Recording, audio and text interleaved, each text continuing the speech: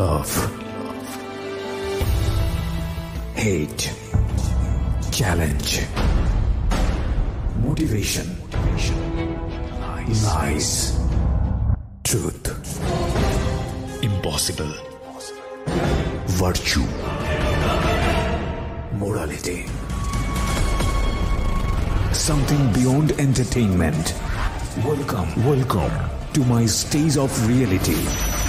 Stay tuned. Sunday and Wednesday with me RJ Kibriya, only on Dhaka FM 90.4.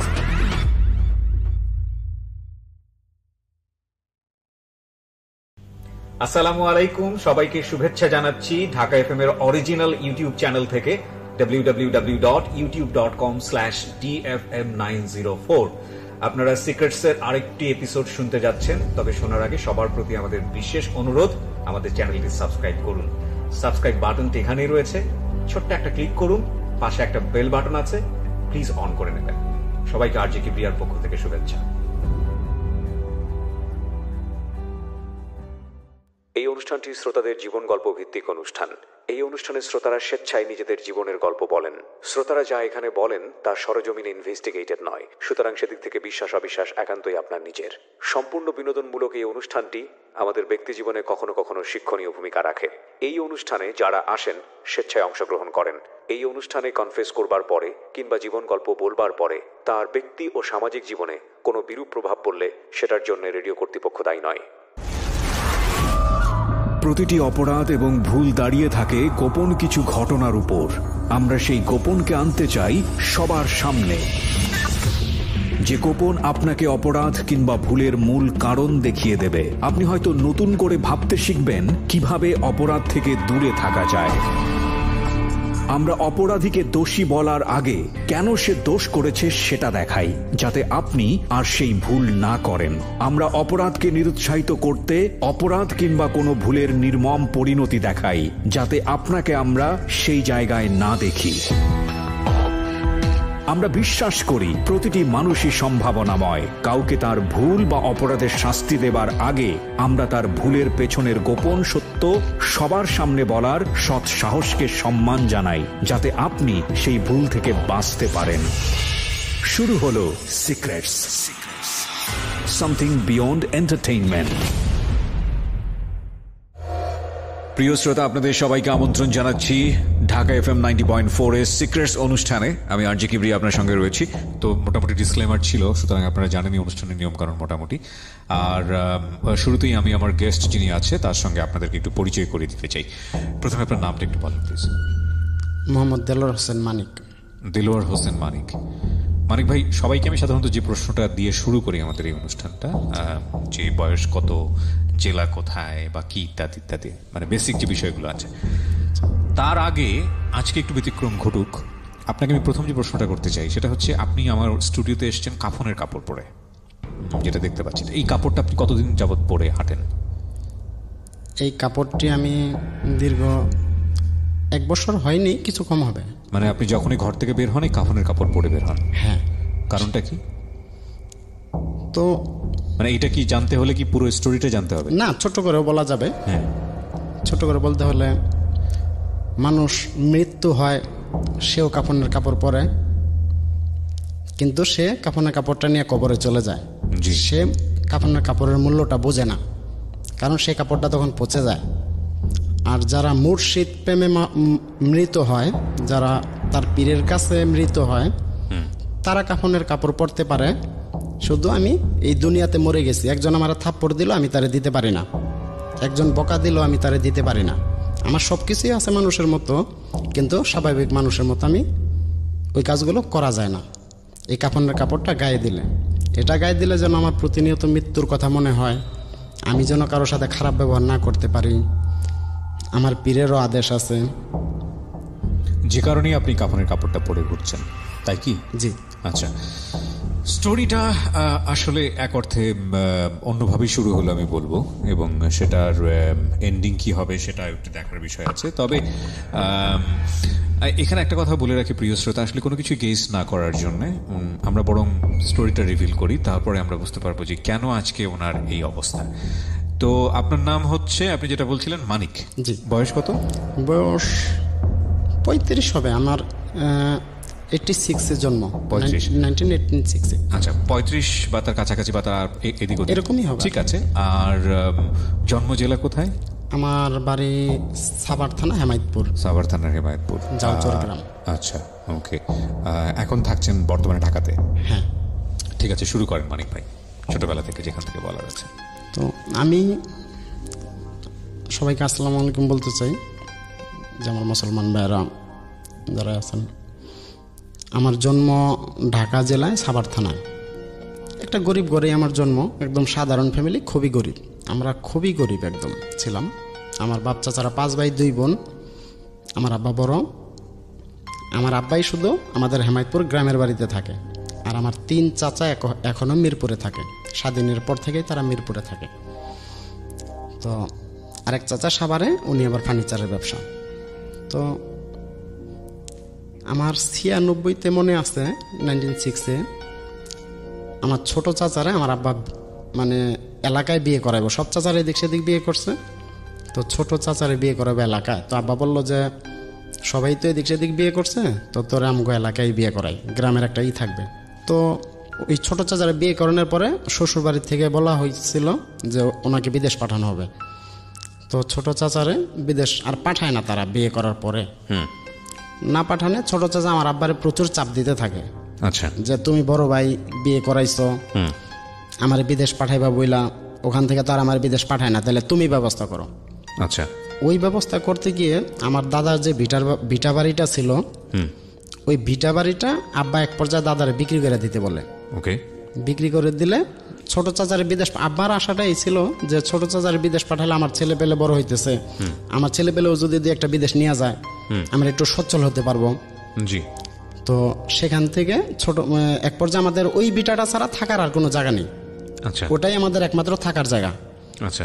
তো এক পর্যায়ে দাদারে দিয়ে আব্বাই প্রেশার করায় জায়গাটা বিক্রি করায়। আচ্ছা।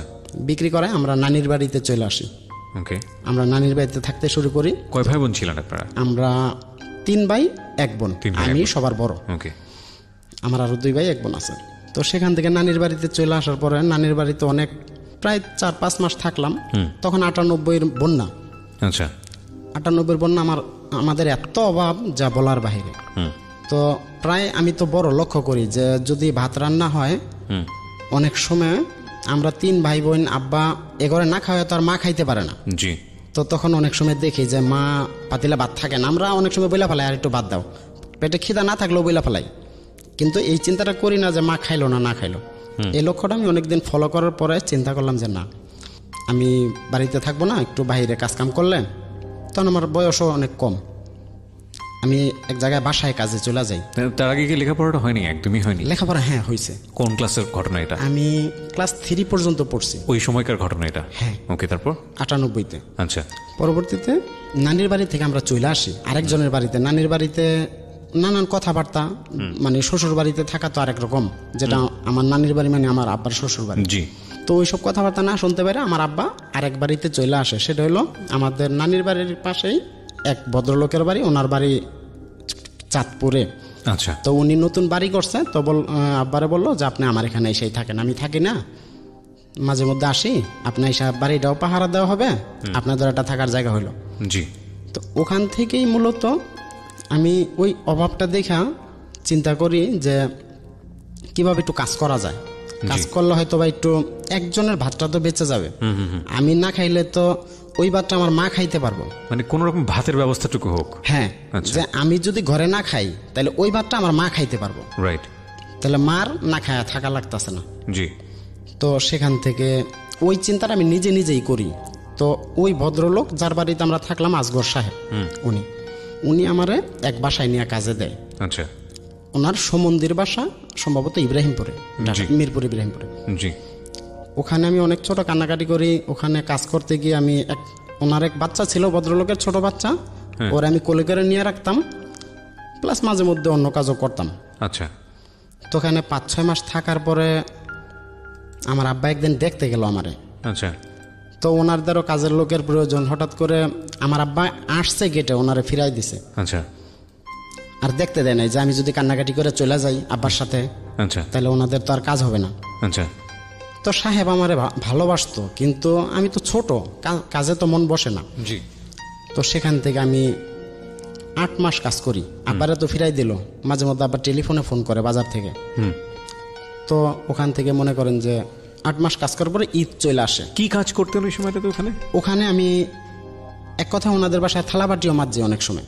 আচ্ছা, একটা ফ্যামিলির কাজ, একটা মেয়ের কাজ আমি করতাম। যাবতীয় কাজ আপনাকে দিয়ে করাতো? একটা কাজের মেয়েও ছিল। ওকে। যেদিন কাজের মেয়ে আসতো না, আমি ওখানে ওই কাজ করতাম। জি। প্লাস ওই বাচ্চাটা রাখতাম।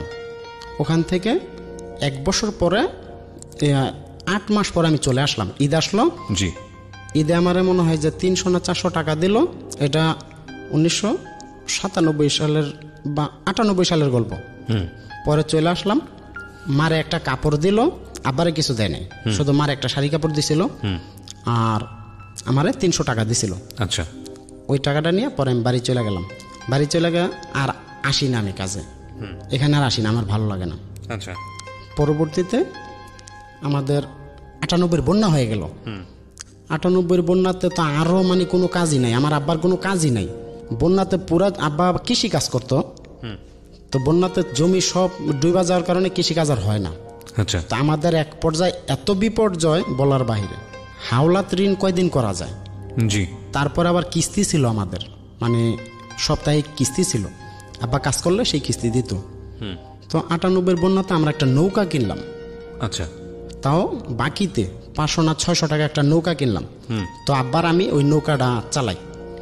নৌকা চালান বলতে কি নৌকা দিয়ে কোনো খ্যাপ ঠ্যাপ মারি? হ্যাঁ হ্যাঁ, নৌকা দিয়ে খেপ মারি। আচ্ছা। আমাদের গ্রাম থেকে শামপুর বাজার নামে একটা জায়গা আছে, ওখানে 2 টাকা করে তখন পার করে। একজন লোক 2 টাকা, 5 জন 6 জন আনা যায় নৌকাতে, এর বেশি আনা যায় না, তাহলে ডুবা যাব। তো ওই নৌকা চালায় ভালোই মোটামুটি আমাদের চলতেছিল, ঋণ টিন শোধ করে দিছি। পরে বন্যা টন্যা চলে গেল। তো সেখান থেকে আব্বা আমার স্কুলে ভর্তি করে দিল, বললো যে 3 পর্যন্ত পড়ছো, আর একটু পড়ো, দেখি চালাইতে পারি কিনা। ওকে। তো আমার আবার 3-তে ভর্তি করে দিল। স্কুল চেঞ্জ, আমি আগে ছিলাম আমাদের কানারচর স্কুলে, পরে আমার জাউচর স্কুলে ভর্তি করে দিল। ওকে। তো সেখানে নৌকা চালাইতে যা একটু ঘটনা, নৌকাটা আব্বা সেদিন ছিল না, দুপুরে ভাত খাইতে গেছিল। তা আমি ওখানে নৌকা চালাইতে যায় ডুবাই দিই নৌকাটা। ও। তো 3-4 জন লোক ছিল, একটা মহিলাও ছিল। আচ্ছা। তা আমি এত ছোট নৌকা চালাইতেছি, ওনারা আর কিছু বলে নাই, ওনারা নিজেরা হেল্প করে আমার নৌকাটা তুইলা দিয়া পানি টানি সেই চাপ দিয়া পরে ওনাগো থেকে একজন চালাই নিয়ে আমগো এলাকায় গেল। আর আমার আব্বারে বললো যে এত ছোট ছেলে দিয়ে নৌকা চালাও, ডুবাই দিছে, যদি কিছু হয়ে যেত। 98-তে মনে করেন যে গেলাম, আমি স্কুলে ভর্তি হয়ে গেলাম। স্কুলে পড়তেছিলাম। 3-তে 1 বছর পড়লাম, 4-এ 1 বছর পড়লাম। 4-এ 1 বছর পড়ি নাই, 6 মাসের পরীক্ষা দিছি। পরীক্ষা দেওয়ার পরে আমার ছোট চাচা থাকে মিরপুরে, ওই যেই চাচা বিয়ে করাইছিলাম, ওই চাচা 4 দোকান করে, উনি বিদেশ থেকে আইসা পড়ছে। তো ওনারা জমি বিক্রি করে দিয়ে বিদেশ পাঠাইলাম। বিদেশ 2 বছর থেকে ওনার ক্যাশপাতি কইরা উনি আমার ঘরে দেওয়ার ভিতরে একটা সাবান নিয়ে আমার আব্বারে দিতে আছে। আমি আসলে হাসবো না কাঁদবো বুঝে উঠতে পারছি না, কষ্টের গল্প কিন্তু এতটাই বেশি শক্ট যেখানে হাসি চলে আসছে আমার। হ্যাঁ বলেন। তারপর আমার আবার আশা ছিল যে আমার ঘরে মানুষ করা মূলত। আর দ্বিতীয় কথা, আমার যে দাদার ভিটাটা ছিল, এর আশেপাশের লোক গেলা ভালো ছিল না। ভালো ছিল না বলতে তারা মানে অনৈতিক কাজকাম করতো, আর চুরি ডাকাতি এগুলো, জুয়া তাস, মানে আশেপাশের কয়েকটা বাড়ি ছিল এরকম। মানে এটা আগের কথা, অনেক আগের কথা, এখন তো সেরকম নাই। তো ওই জন্য আমার আব্বারও বেশি বিক্রি করে ফেলাইছে, যে এখানে থাকলে আমার ছেলেও খারাপ হয়ে যাব। এই জন্য জায়গাটা বিক্রি করে যদি অন্য জায়গায় কিছু করতে পারি, তাহলে আমার ছেলেগুলা ভালো হইব। আব্বার চিন্তা আবার অন্যরকম ছিল। তো সেখান থেকে গেল। ওই চাচা বিদেশ থেকে আইসা 2 বছর সৌদিতে ছিল। সৌদিতে থাইকা পরে আব্বা গেল দেখতে, একটা সাবান দিল আব্বারে। জি। ওই সাবানটা আব্বায় ফিক মেরে ফালাই দিল, যে তোরে বিদেশ পাঠানোর জন্য আমার পোলাপান নিয়ে আমি শ্বশুর বাড়িতে পর্যন্ত ছিলাম, মানুষের বাড়িতে ছিলাম। তখন আমরা মানুষের বাড়িতেই কিন্তু থাকি, ওই বাড়িতেই থাকি। ওই সাবান নেয় নাই, পরে আব্বা চলে আসলো। আর উনি বিদেশ থেকে আইসা মিরপুরের টোলার বাগে 4 দোকান করলো। তখন যখন আমি 4-এ 6 মাসের পরীক্ষা দিই, পরীক্ষা দিয়ে আমি রেজাল্ট করছিলাম, অঙ্কে 100 পাইছিলাম। আমি পড়ালেখায় একটু ভালোই ছিলাম। ওকে। তো অঙ্কে 100 পাইছিলাম, ম্যাডামরাও খুব পছন্দ করতো আমাদের স্কুলের দ্বিতীয় স্কুলের ম্যাডামরা। তো সেখান থেকে 6 মাসে পরীক্ষা দিয়ে বললো কি যা বেড়ায় আগা মিরপুর যায়। আমার দাদি তখন জীবিত ছিল। বেড়ায় আসছি, এখন চার দোকানে কয়দিন আমার বসাই দিছে, যেহেতু বেড়াতে আসছি চাচা বলে যে এখানে বস। তো একদিন 2 দিন 3 দিন বসতে বসতে ছোট তো জিনিসপাতি খাইতাম, ইচ্ছা একটা স্বাধীনতা হয়ে গেছে। আচ্ছা, তখন আমি আর বাড়িতে যাই না, স্কুল ওই 4 দোকানে থেকে গেলাম। 1 বছর ওখানে আমি 4 দোকানদারি করলাম, এটা 2000 সাল পুরাটাই। আচ্ছা, 4 দোকানদারি করার পরে হঠাৎ একদিন 4 দোকানে বসে বসে, এর ভিতরে আরো একটু গল্প আছে। জি। ওই আসগর সাহেবের বাড়িতে যখন চলে আসি, তখন আমার মা বাহিরে চলে যায়, দেশের বাহিরে চলে যায়। সংসারের অভাব অনটন দেখা যে আমি বাহিরে গেলে তাও যদি সচ্ছল হয়, আমাদের তো জমিটা পর্যন্ত কিনা লাগবো, নাহলে তো আর বাড়ি করতে পারতেছি না, মানুষের বাড়িতে পোলাপান কতদিন রাখবো। তো ওখানে আমার আম্মু বিদেশ চলে যায়, আমাদেরকে ছোট রেখা 3 ভাই বোন, আমি বড়, আমার আব্বা। তো ওখান থেকে আমার ছোট ভাই বোন করে আমারই রান্না করে খাওয়াতে হতো। বেশ অনেক কয়দিন আমি রান্না করে খাওয়াইছি ছোট ভাই বোনরে। খাওয়ানোর পরে মা কিন্তু বাহিরে চলে গেল 2001 সালেই। চলে যাওয়ার পরে তখন ওই 4 দোকানে। কে চলে গেল দেশের বাইরে? আমার আম্মু। আম্মু চলে গেল? আমার আম্মু, বাবা রেখে আমার আম্মু চলে গেল। কত সালের ঘটনা এটা? এটা 2000 সালে। 2000 সালের ঘটনা। দেশের বাইরে চলে গেল বলতে কোন দেশে? তখন প্রথমত আমার আম্মু বোধহয় দুবাই গেছিল। আচ্ছা। তো আম্মু ওখানে যাওয়ার পরে 2 বছরও থাকতে পারেনি, চলে আসছে, বিভিন্ন সমস্যার কারণে চলে আসছে। তো আমারে দিয়ে দিল। ওই 4 দোকান করতে করতে আমি চিন্তা করলাম যে এটা তো কোনো শিক্ষা না, টাকা হইলে 4 দোকানদারি সবাই করতে পারে। যে কোনো লোক যদি টাকা হয় বা একটু শিক্ষিত হয় বা লেখাপড়া জানে, 4 দোকান করাই যায়, কিন্তু এটা কিন্তু জীবনে কোনো শিক্ষা না। তখন আমার দাদিরে বললাম যে দাদি, তুমি আমার ওই আরেক চাচা যে ফার্নিচারের কাজ করে ওখানে দিয়ে আসো, ওখানে আমি কাজ শিখবো। তো দাদি বললো যে ওর দোকান থেকে অনেক দিয়ামো। আমি বললাম যে এটা তো শিক্ষা না, আমার তো ভবিষ্যৎ দরকার, আমরা তো ফ্যামিলিগতভাবে গরিব। দাদি চিন্তা ভাবনা করে আমার ওখানে রেখে আসলো 2001 সালে। আচ্ছা। ওখানে কাজের, ওটাও আমার চাচা ছিল, ওটা আমার মানে কাজের ছেলে হিসেবেই থাকতেন যেখানে রেখে আসলো? না, ও আমার চাচার ফার্নিচারের দোকান ছিল। আচ্ছা, তো দোকানে ছিলেন? হ্যাঁ, আমি দোকানে মানে হাতের কাজ শেখার জন্য ওখানে গেলাম। আচ্ছা। নিজেই চিন্তা ভাবনা করে ওকে, যে হাতের কাজ শিখলে একটা হবে। ওকে। তো হাতের কাজ ওখানে গেলাম শিখতে। তো আমার চাচার যত বন্ধু বান্ধব ছিল, আমার আপন চাচা ওটা 3 নম্বর চাচা। চাচার বন্ধু বান্ধবরা অনেক ই করতো যে তুমি নিজের ভাতিজার দোকানে কাজে রাখছো, এত ছোট ভাতিজা, তো তুমি নিজে বাসায় রেখে স্কুলে দিলেও তো পারো, তোমার তো 16-17 জন কর্মচারী, একটা ভাতিজারে যদি একটু স্কুলে দাও তাও তো পড়ালেখাটা চলে। তো 1 দিন 2 দিন 3 দিন এরকম অনেকজনই অনেক কথা বলে চাচারে। তো চাচার মাইন্ডে লেগে গেছে যে ভাতিজারে কাজে না, তো আমি অপমানের ই শুরু করলাম। মানুষ যে আসে সেই কথা বলে, ভাতিজা শুনলেই করে। তো এক পর্যায়ে ওই চাচা আমার 6 মাস পরে পাঠায় দেয় বাড়িতে 20টা টাকা দিয়া। 6 মাস পরে 20 টাকা দিয়ে আমার পাঠায় দেয় বাড়িতে যে জাগা তুই একটু বড় হইলে কাজে আসিস। আমি গেলাম বাড়িতে, আব্বার সাথে দেখা শ্যামপুর বাজারে। দেখা যায় আব্বা দেখা যায় আমি কাঁদতাছি। 6 মাস পরে দেখা এবং আপনি কাঁদতেছেন? মানে আব্বা জানেও না যে আমি বাড়িতে যাইতাছি। হঠাৎ করে রাস্তায় আব্বার সাথে দেখা হয়ে গেছে, হেমায়তপুর থেকে শ্যামপুরে, ওই শ্যামপুর ওই বাজারেই আব্বার সাথে দেখা হয়ে গেছে। আচ্ছা। তো আব্বা দেখা যায় আমার চোখে মুখে পানি, আমি কাঁদতাছি। কি হয়েছে, তুমি কাঁদতাছো কেন? আমি বললাম যে চাচা তো আমার খেদাই দিছে, আমার কাজে রাখবো না, আমি নাকি ছোট। মানে ছোট মানে এতই ছোট, 4 বাটির একটা টিফিন ক্যারি আমার হাতে ধরাই দিলে হাত যদি উঁচা করে না রাখতাম বাটিটা মাটিতে ছেঁচড়াইতো, এত ছোট। আরে হ্যাঁ। তো আব্বা বাড়িতে নিয়ে গেল, চিন্তা করো না, আসো চলো। পরে বাড়িতে যাই, মা তো তখন বাহিরে, কি করব, ভাই বোনের জন্য ভাত রান্না করি। আমার একটাই বোন, সবাই আমরা ওরে আদর করতাম, নার্গিস নাম। জি। আর আমার আরেক ভাই মেজো ভাই রিপন, আর ছোট ভাই ইমান হোসেন। মা যখন বিদেশ চলে যায়, ইমান হোসেন তখন খুব ছোট ছিল, খুব ছোট। আচ্ছা। একটু হাঁটতে পারতো, কথা বলতে পারতো, সবাই ডাকতে পারতো। আচ্ছা। ওই বাইরে ঘুমে রেখেই চলে গেছে। উঠলে কান্নাকাটি করব, তখন মা 10টা টাকা দিয়া ওরে ঘুমায় রেখাই ভোরে চলে গেছে। 8টায় না 7টায় ফ্লাইট ছিল, তো চলে গেছে। ওই ভাইটা আমাদের হাতেই মানুষ, আমার হাতেই, মূলত আমার হাতেই। আব্বা বাহিরে কাজকাম করতাম, আমি বাড়িতে রান্না বান্না করতাম। তো এর ভিতরে আবার আমার এক দাদি ছিল, চাস্তো দাদি, মানে আমার দাদার ভাইয়ের বউ, ওটাকে বলে চাস্তো দাদি। জি।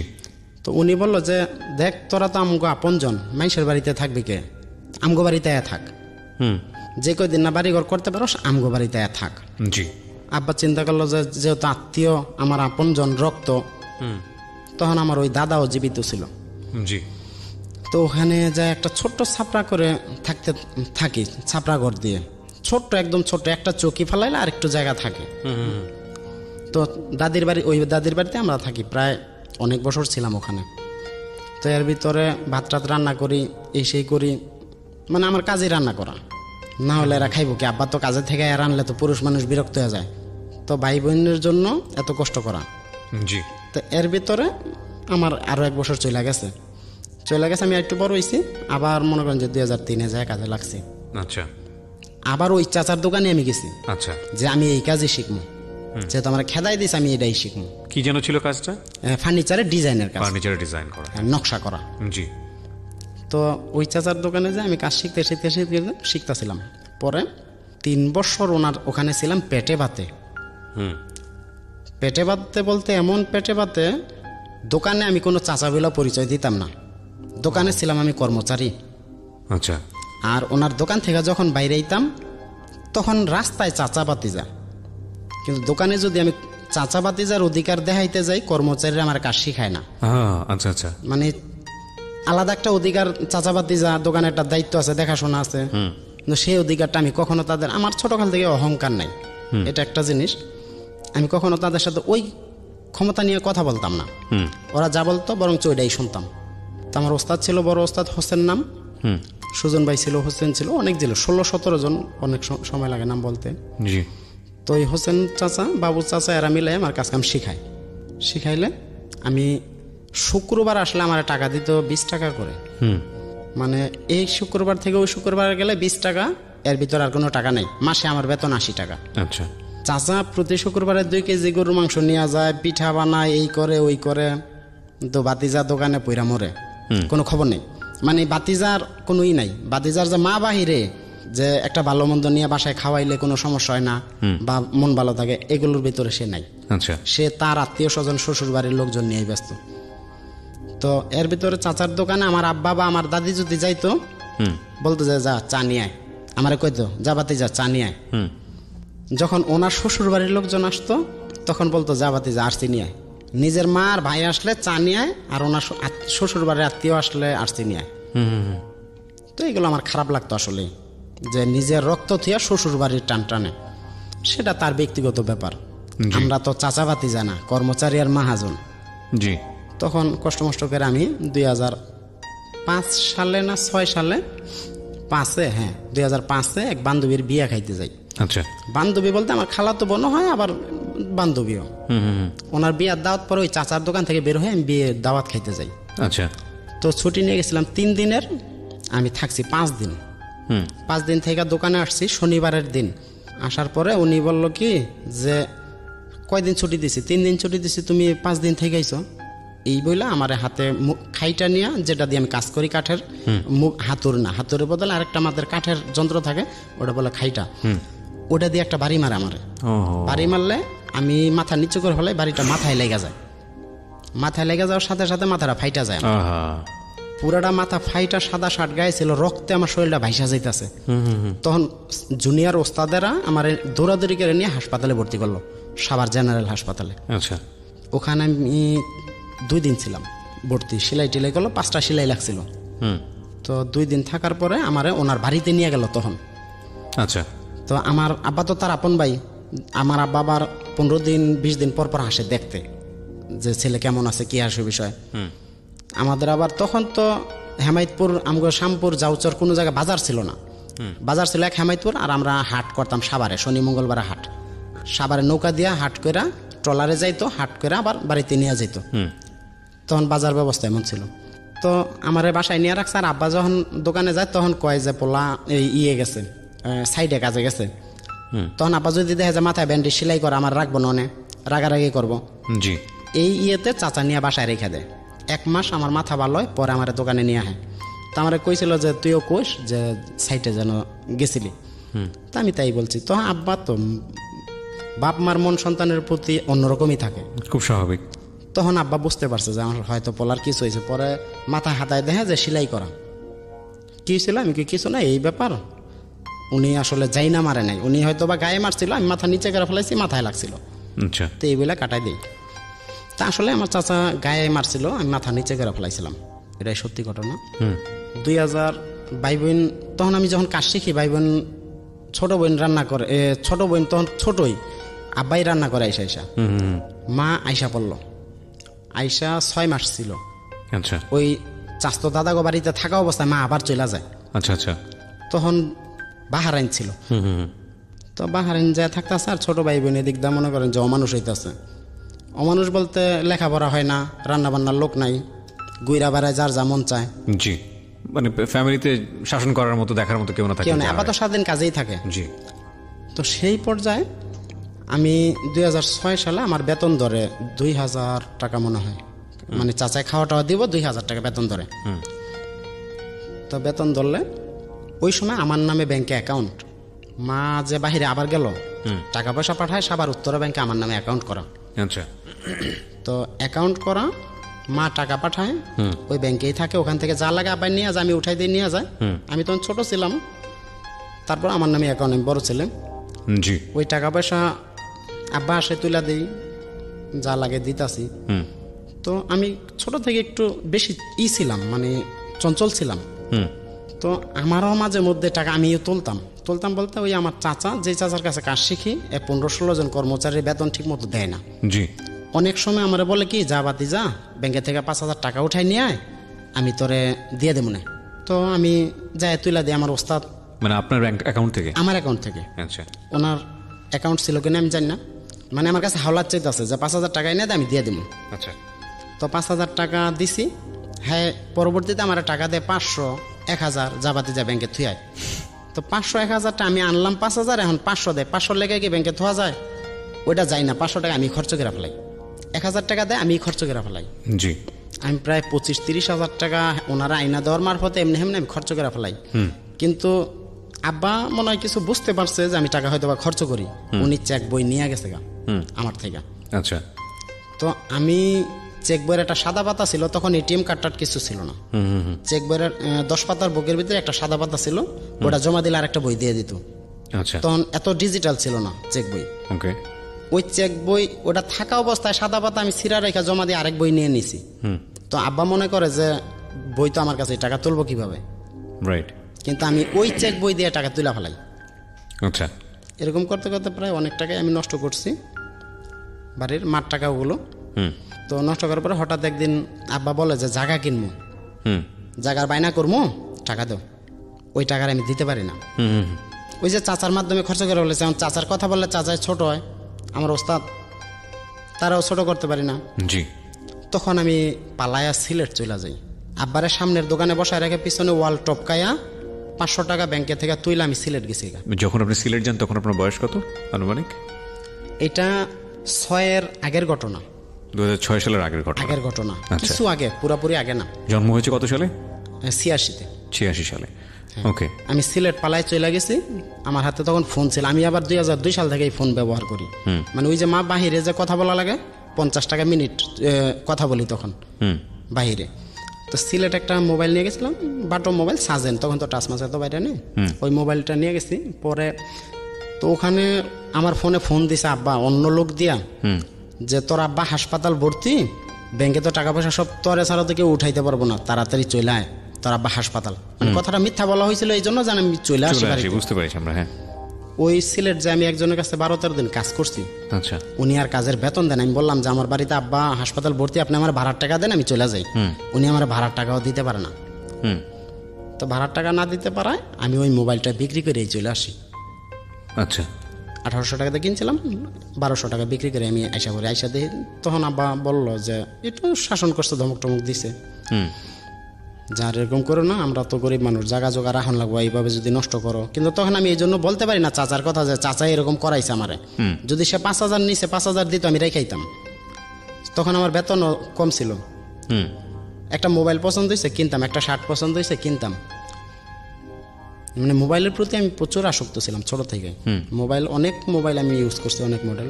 আচ্ছা, পরে 2006 সাল আসলো, আমার ছোট বোনটা স্কুলে যাওয়ার হয়ে গেল, 4 না 5 পরে, কিন্তু রান্না বান্নার কারণে ওর পড়ালেখাটা হয় না।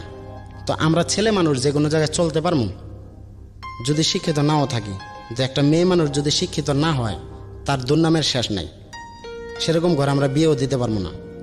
তো বাড়ি থেকে বললো যে বিয়ে করাম মানিকরে, আমার বিয়ে করাইব। তো বিয়ে করাইব বললাম, মিরপুরে যেই চাচার কাছে আমি চার দোকানদারি করছি, হ্যার বাসা মিরপুরে, আমি যাতায়াত ছিল, ওখানে এক মেয়ে ছিল।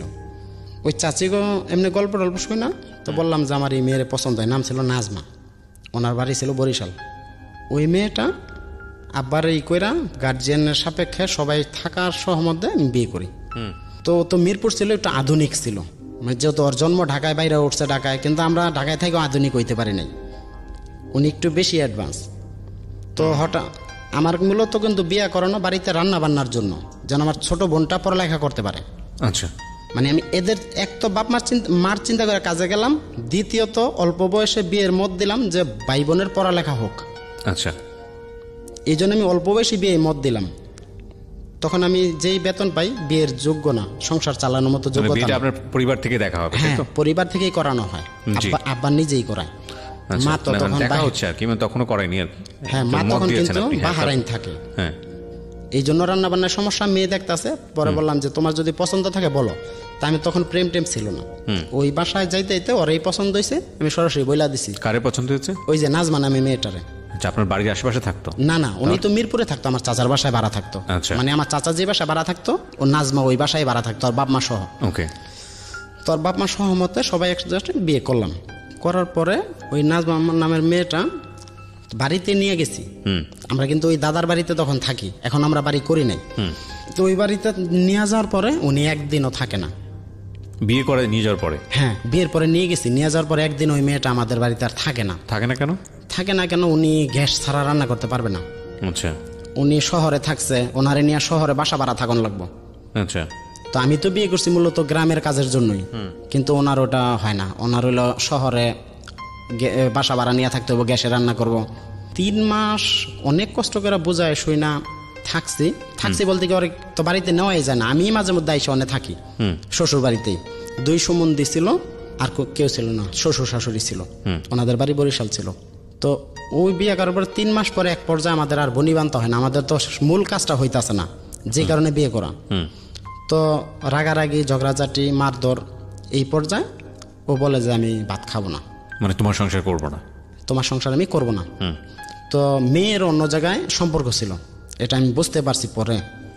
মানে ঢাকায় রাখলেও থাকবো, কারণ ওই ছেলের সাথেও দেখা করতে পারবো, সব কিছুই হইব, কিন্তু বাড়িতে নিয়ে গেলে থাকবো না। তো আমার তো কাজই বাড়িতে। আমি পরে ফ্যামিলিরা বইসা আমরা স্বর্ণের জিনিস দিছিলাম, ওরা কোনো টাকা পয়সা নিয়ে নিই, আমরা স্বর্ণের জিনিস টিনিস দিয়ে বিয়া শাদী করে পরে 3 মাস পরে ঘরোয়াভাবে আবার ডিভোর্সের হইল। ওনারে ডিভোর্স দিয়ে দিলাম, উনি আমার ডিভোর্স দিয়ে দিল। উল্টা আরো 20,000 টাকা আম করে জরিপানা দিল মেয়েরা। ওনারাই ডিভোর্স দিল আর ওনারাই জরিপানা দিল। আচ্ছা, মানে জরিপানা দাও আমগো আত্মীয় স্বজনের কথা হইলে, এটা ছেলে বিয়ে করছে, এখন একটা তো কলঙ্ক হয়েছে, তো তোমরা 1 লাখ টাকা দিবা। তো হেরাও গরিব ছিল, 2 ভাই ড্রাইভারি করতো। 20,000 টাকা দেওয়ার মাধ্যমে এটা তো ডিভোর্স হয়ে যায়। এখন ডিভোর্স হওয়ার পরে আমি বাড়িতে মন মরা যে একটা অঘটন ঘটলো, চলে ফিরি খাই। আমার আব্বা আবার আমার ফ্রেন্ডের আব্বার সাথে চলাফেরা খুব উঠা বসা। আচ্ছা। আমার এক ফ্রেন্ড ছিল, নাম রফিক। আচ্ছা। তো ওনার সাথে খুব চলাফেরা উঠা বসা। তো আমাদের পাশের বাড়ি, আমার গ্রামের বাড়ির পাশেই একটা মেয়ে ছিল। তখন যখন ওই যে ওর সাথে ডিভোর্স হয়ে গেল, তখন আমরা এর ভিতরে বাড়িও করে ফেলাইলাম, নিজেরা জায়গা কিনলাম, 3 ডিসিম জায়গা কিনা বাড়ি করলাম, কিন্তু জায়গাটা রেজিস্ট্রি হয় নাই। বাইনা নামা দলিল করে আমরা বাড়ি করে ফেলাইছি, যেহেতু মানুষের বাড়ি থাকি। তো ওইখানে বাড়ি করার পরে, তো এখন বাড়ি করার পরে আবার বিয়ে করাবো আমারে। আমি মন খারাপ থাকে, কাজকাম করি না ঠিক মতো, বাড়িতে পোলাপানের লগে থাইকা তাস টাস খেলি, মানে খারাপ হয়ে যাইতেছি গা এক পর্যায়ে। তাস টাস খেলতে খারাপ হয়ে যায়। তখন ওই যে আমার ফ্রেন্ডের বাপ, ওর সাথে আমার আব্বার উঠা বসা। আমার ফ্রেন্ডের মা ও বাহিরে, আমগো এলাকায় তখন অনেক মহিলাই বাহিরে, যারা গরিব ছিল। ওই সময় আমগো নদীর ওপার সিংগাইয়ের বাস্তা গ্রাম, সিংগাইয়ের নদীর ওপার, আমগো গ্রাম এই পার সব অধিকাংশ মহিলারাই বিদেশ থাকতো, অভাবের দিন ছিল। ফ্রেন্ডের বাপ আমাকে বাসায় আসা যাওয়া, আমরা যাই। আমি স্কুলে যখন যাইতাম তখন ওই ফ্রেন্ডের বাড়িতে আমার বাড়িতে খাইলো, ওই ফ্রেন্ডের বাড়িতে খাওয়ানো লাগতো, এত রিলেশন আমার সাথে। তো ওর একটা ভাগ্নি ছিল, আমার ফ্রেন্ডের ভাগ্নিটা হলো এমন, আমার ফ্রেন্ডের বাপ 2 বিয়ে করছিল, আগের বউর ঘরের মেয়ের ঘরের নাতি, আর আমার ফ্রেন্ড হলো পরের বউর ঘরের পোলা। ওই মেয়েটা আরেক বাসায় কাজ করতো। মেয়েটার নাম কি ছিল? নীলুফা। নীলুফা। আর ওই মেয়ের একটা ভাই ছিল, ও ঢাকা মাদ্রাসায় পড়তো। ওর ভাই ছিল গ্যান্ডারিয়া মাদ্রাসায় পড়তো, ওটা হলো এতিমখানা মাদ্রাসা ছিল। কিন্তু ওর বাপ মাও কিন্তু দুজন বাহিরে। ওই নীলুফার বাপ মা দুজন বিদেশ থাকতো। নীলুফার বাপ প্রচুর জুয়া খেলতো, বিদেশ যায় বাহারাইন যায় ও তারা জুয়া খেলতো। ওর মার কামাই ওর আব্বার কামাই 2 জনের কামাই শেষ করে দিত ওই বাহারাইনেই জুয়া খেলা। পোলাপানের খবর নিত না, নীলুফার বাইরেও খবর নিত না, নীলুফারও খবর নিত না। তো নীলুফা কাজ করতো মানুষের বাসায়। তো কাজ করতে করতে অনেক বিয়ের সাথে কথাবার্তা চলতে আসছে, ওরে নিয়ে আইলো ওই বাড়িতে, যেহেতু বাপ মা খবর নেয় না, বিয়ের বয়স হয়েছে, তাহলে ওরে বিয়ে দিয়ে দিই। তো পরে কথাবার্তা চলতে এর ভিতরে আমার পাশের বাসারই এক মেয়ের সাথে আমার বিয়ে ফাইনাল। ওই নীলুফা না, আরেক মেয়ের সাথে। ওই মেয়েরও একটা বিয়ে হয়েছিল, আমারও একটা বিয়ে হয়েছিল। তো ওই মেয়েও ডিভোর্স হয়ে গেছে, আমিও ডিভোর্স হয়ে গেছি। আমার বাড়ির পাশেই, ওরা ফ্যামিলিও ভালো ছিল। আচ্ছা। বিয়ে পুরো ফাইনাল, আমার 30,000 টাকা দিব যৌতুক? হ্যাঁ, যৌতুক। ওনার আব্বার সাথে আমি তাস খেলাইতাম। আচ্ছা। ওই মেয়ের আব্বার সাথে তাস খেলাইতাম, ওর ভাইয়েরা আমার অনেক বকাবাদ্য করতো যে এই তোর বয়স কত আর আমার আব্বার বয়স কত, তুই আব্বার সাথে যায় তাস খেলাস, আমার সাথে না খেলা। আমি বললাম যে আপনার আব্বা এসে ডাইকে নিয়ে যায়, আমার আমি কী করবো, জ্যাঠা গয়ে ডাকতাম তখন ওনারে। আচ্ছা। কিন্তু তারপরও ওই মেয়েটা মনে করেন যে খুবই সুন্দর ছিল, আমাকে এলাকার ভিতরে 1 নাম্বার মোট কথা। কিন্তু ওরও একটা বিয়ে হয়েছে, আমারও একটা বিয়ে হয়েছে, এই জন্য ফ্যামিলিগতভাবে অ্যারেঞ্জমেন্ট করা হইলো, সব কথাবার্তা ফাইনাল। 30,000 টাকা দেব বাকি, মানে যে যৌতুকটা দেব বাকি বলতে মেয়ে বাপ মার প্ল্যান প্রোগ্রাম হইলো যে ও তাস খেলে, ও খারাপ হয়ে যাইতেছে গা, বিয়ের পরে যদি ও ভালো হয়ে যায় তাহলে টাকাটা দিব, তাহলে 30,000 না, লাগলে আরো বেশি দিব। মেয়ের ভাই 2টা সিএনজি চালাইতো, আব্বাও সিএনজি চালাইতো। তো সেখান থেকে যে যদি ও ভালো হয় তাহলে দিব। তাদের প্ল্যান প্রোগ্রামটাও সঠিক ছিল, কিন্তু আমার আব্বা ওই পর্যায়ে রাজি না। টাকা নগদ হইলে বিয়ে করামো, নাহলে করামো না, বাকির কথা ফাঁকি। আমার আব্বা এখানে ভুল করে গেছে। তো পরবর্তীতে ওই আমার আব্বার যে বন্ধু, আমার বন্ধুর বাপ, ওনার নাম ফজলু করিম, উনি আসা যাওয়া করতে পেতে কয় আমার একটা নাতি আছে, এই নাতিটারে দিয়ে বিয়ে করাই দাও। তো এই নাতির নামই নীলুফা? হ্যাঁ, ওই নাতির নামই নীলুফা। তো এই নীলুফা তো মানুষের বাসায় কাজ করতো, ওর বাপ মা খবর নিত না, কিন্তু ওনারা দায় সারাভাবে একটা বিয়ে দিয়ে দিতে পারলে একটা গতি হইল। তো এক পর্যায়ে কথাবার্তা বইলা আমার সাথে বিয়ে হয়ে গেল। আচ্ছা।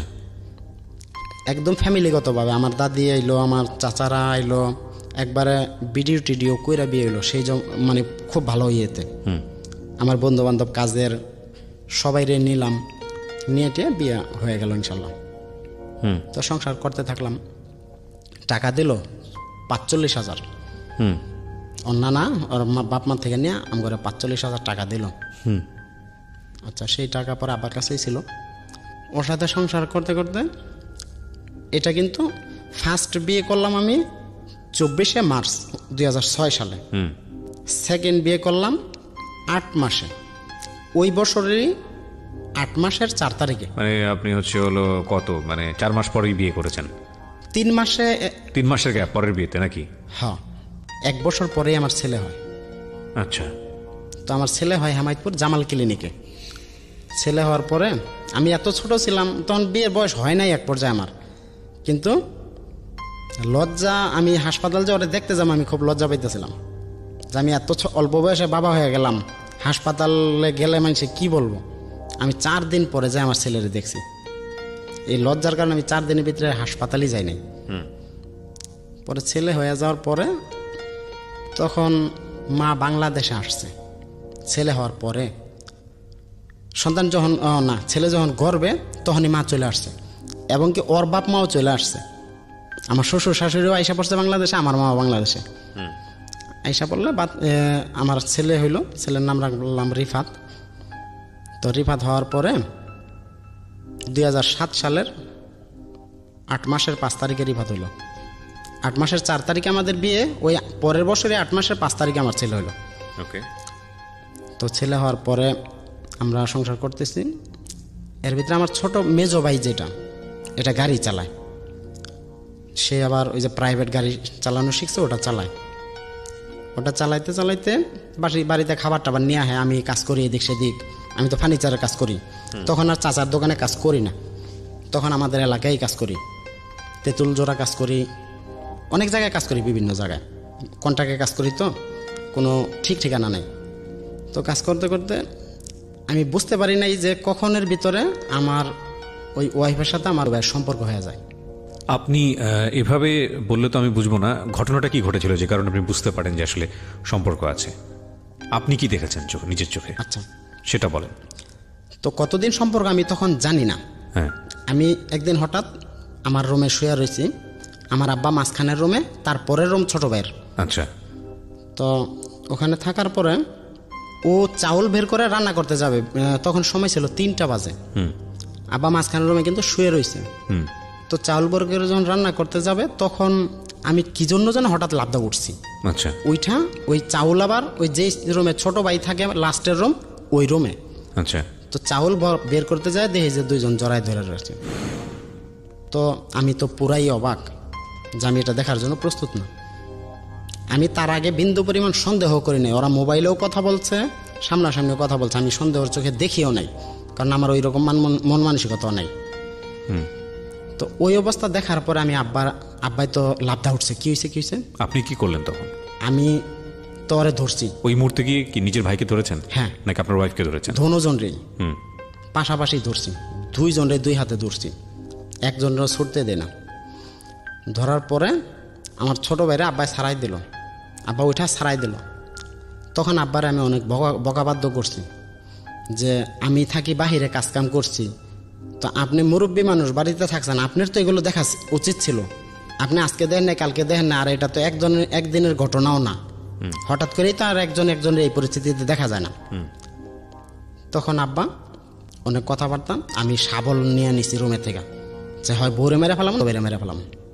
শাবল নিয়ে তখন বউরে পার দিতে গেছিলাম, তখন ওইটা আব্বার গায়ে লাগছিল। তো বেশি কিছু হয় নাই আব্বার। তখন আমি আব্বার কাছে বিচার চাইলাম, তখন কিন্তু মা আবার চলে গেছে দেশের বাইরে। হ্যাঁ, আবার চলে গেছে দুবাইতে। বিচার চাইলেন? তারপর বিচার চাওয়ার পরে আব্বা, আমিও সন্তান ওইও সন্তান, তখন কি করব আব্বাও চিন্তা ভাবনা করে খুঁজা পায় নাই। আমার বোনের ভিতরে মনে করেন যে 8-এ পড়ে, আমার ছোট ভাই 4-এ না 5-এ পড়ে, একবারে ছোটটা, ওটার নাম ইমান হোসেন। তো বিচার চাওয়ার পরে ও কিছুদিন বাড়ির বাহিরে ছিল, কিছুদিন বাড়ির বাহিরে থাকার পরে আব্বারে বললাম যে ও যদি কোনোদিন বাড়িতে আসে তাহলে আমি বাড়িতে থাকবো না, কারণ এই ঘটনা আমি দ্বিতীয়বার আর দেখতে চাই না। আপনার স্ত্রীর সঙ্গে আপনার কথোপকথন কি হচ্ছিল? আপনি তারপরে তো মারতে গেলেন ইনস্ট্যান্টলি, সেটা ঠিক আছে, এরপরে আপনি ওনার সঙ্গে কথা বলছিলেন না বিষয়টা নিয়ে? পরে হ্যাঁ কথা বলছি, কিন্তু ওর একটা স্বভাব ছিল, স্বভাবটা হলো এই ধরনের, ও কোনোদিন স্বীকার করতো না। না, কিন্তু আপনি দেখেছেন চোখের সামনে? হ্যাঁ, আমি দেখছি।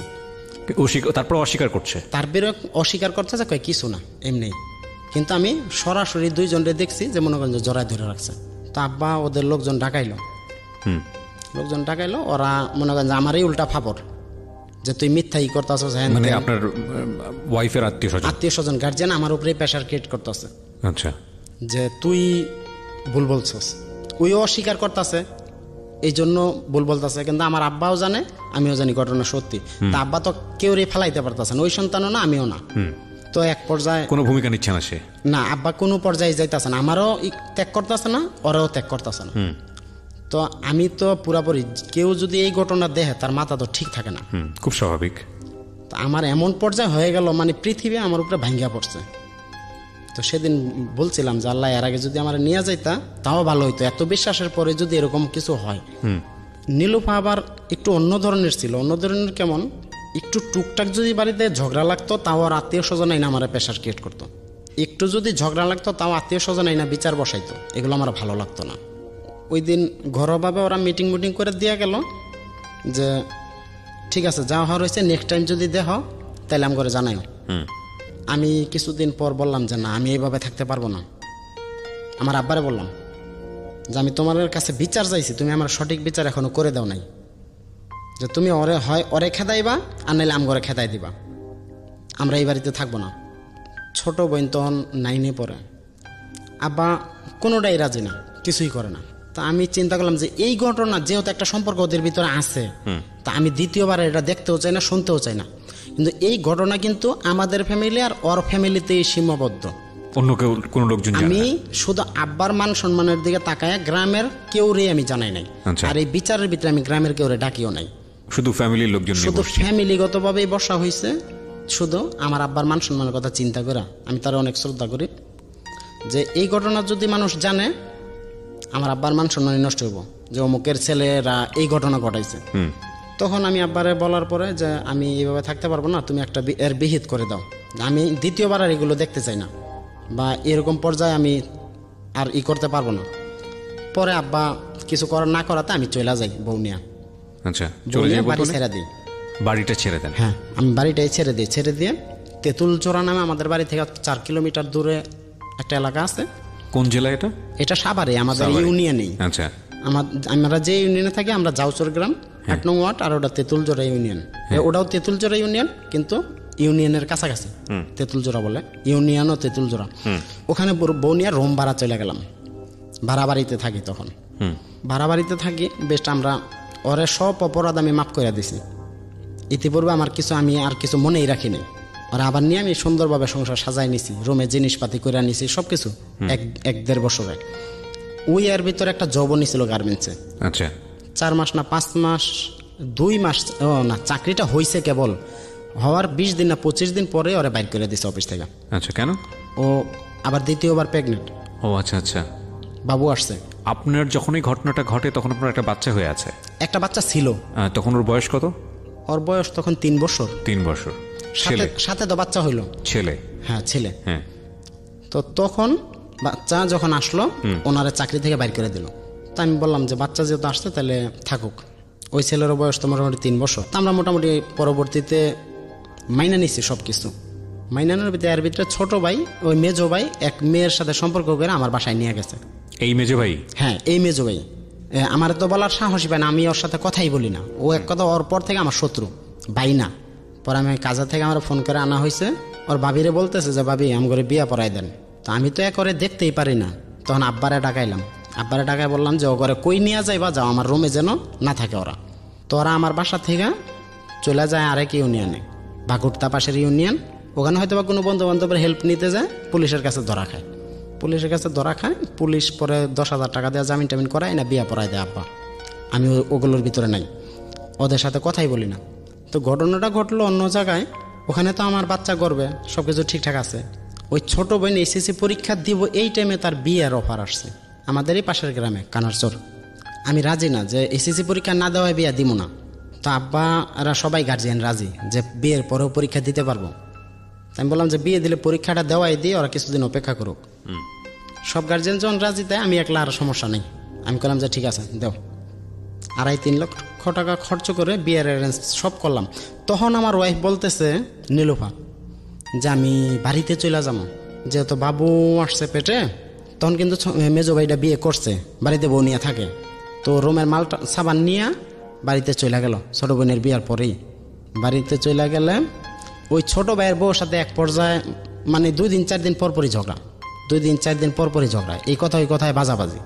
আমি তখন বাড়ি থেকে আইসা যায় অনেক দূরে দূরে কাজ করি, কিছুদিন যাবত আবার থাইকাও কাজ করি।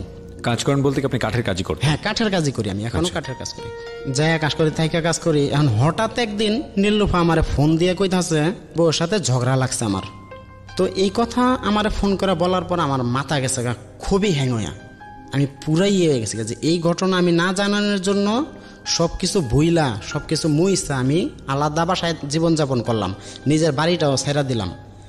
সেই কথাবার্তা যদি গ্রামে উঠে তাহলে আমার মান সম্মানের আর কিছু থাকবো না, এবং কি আমার আব্বারও থাকবো না।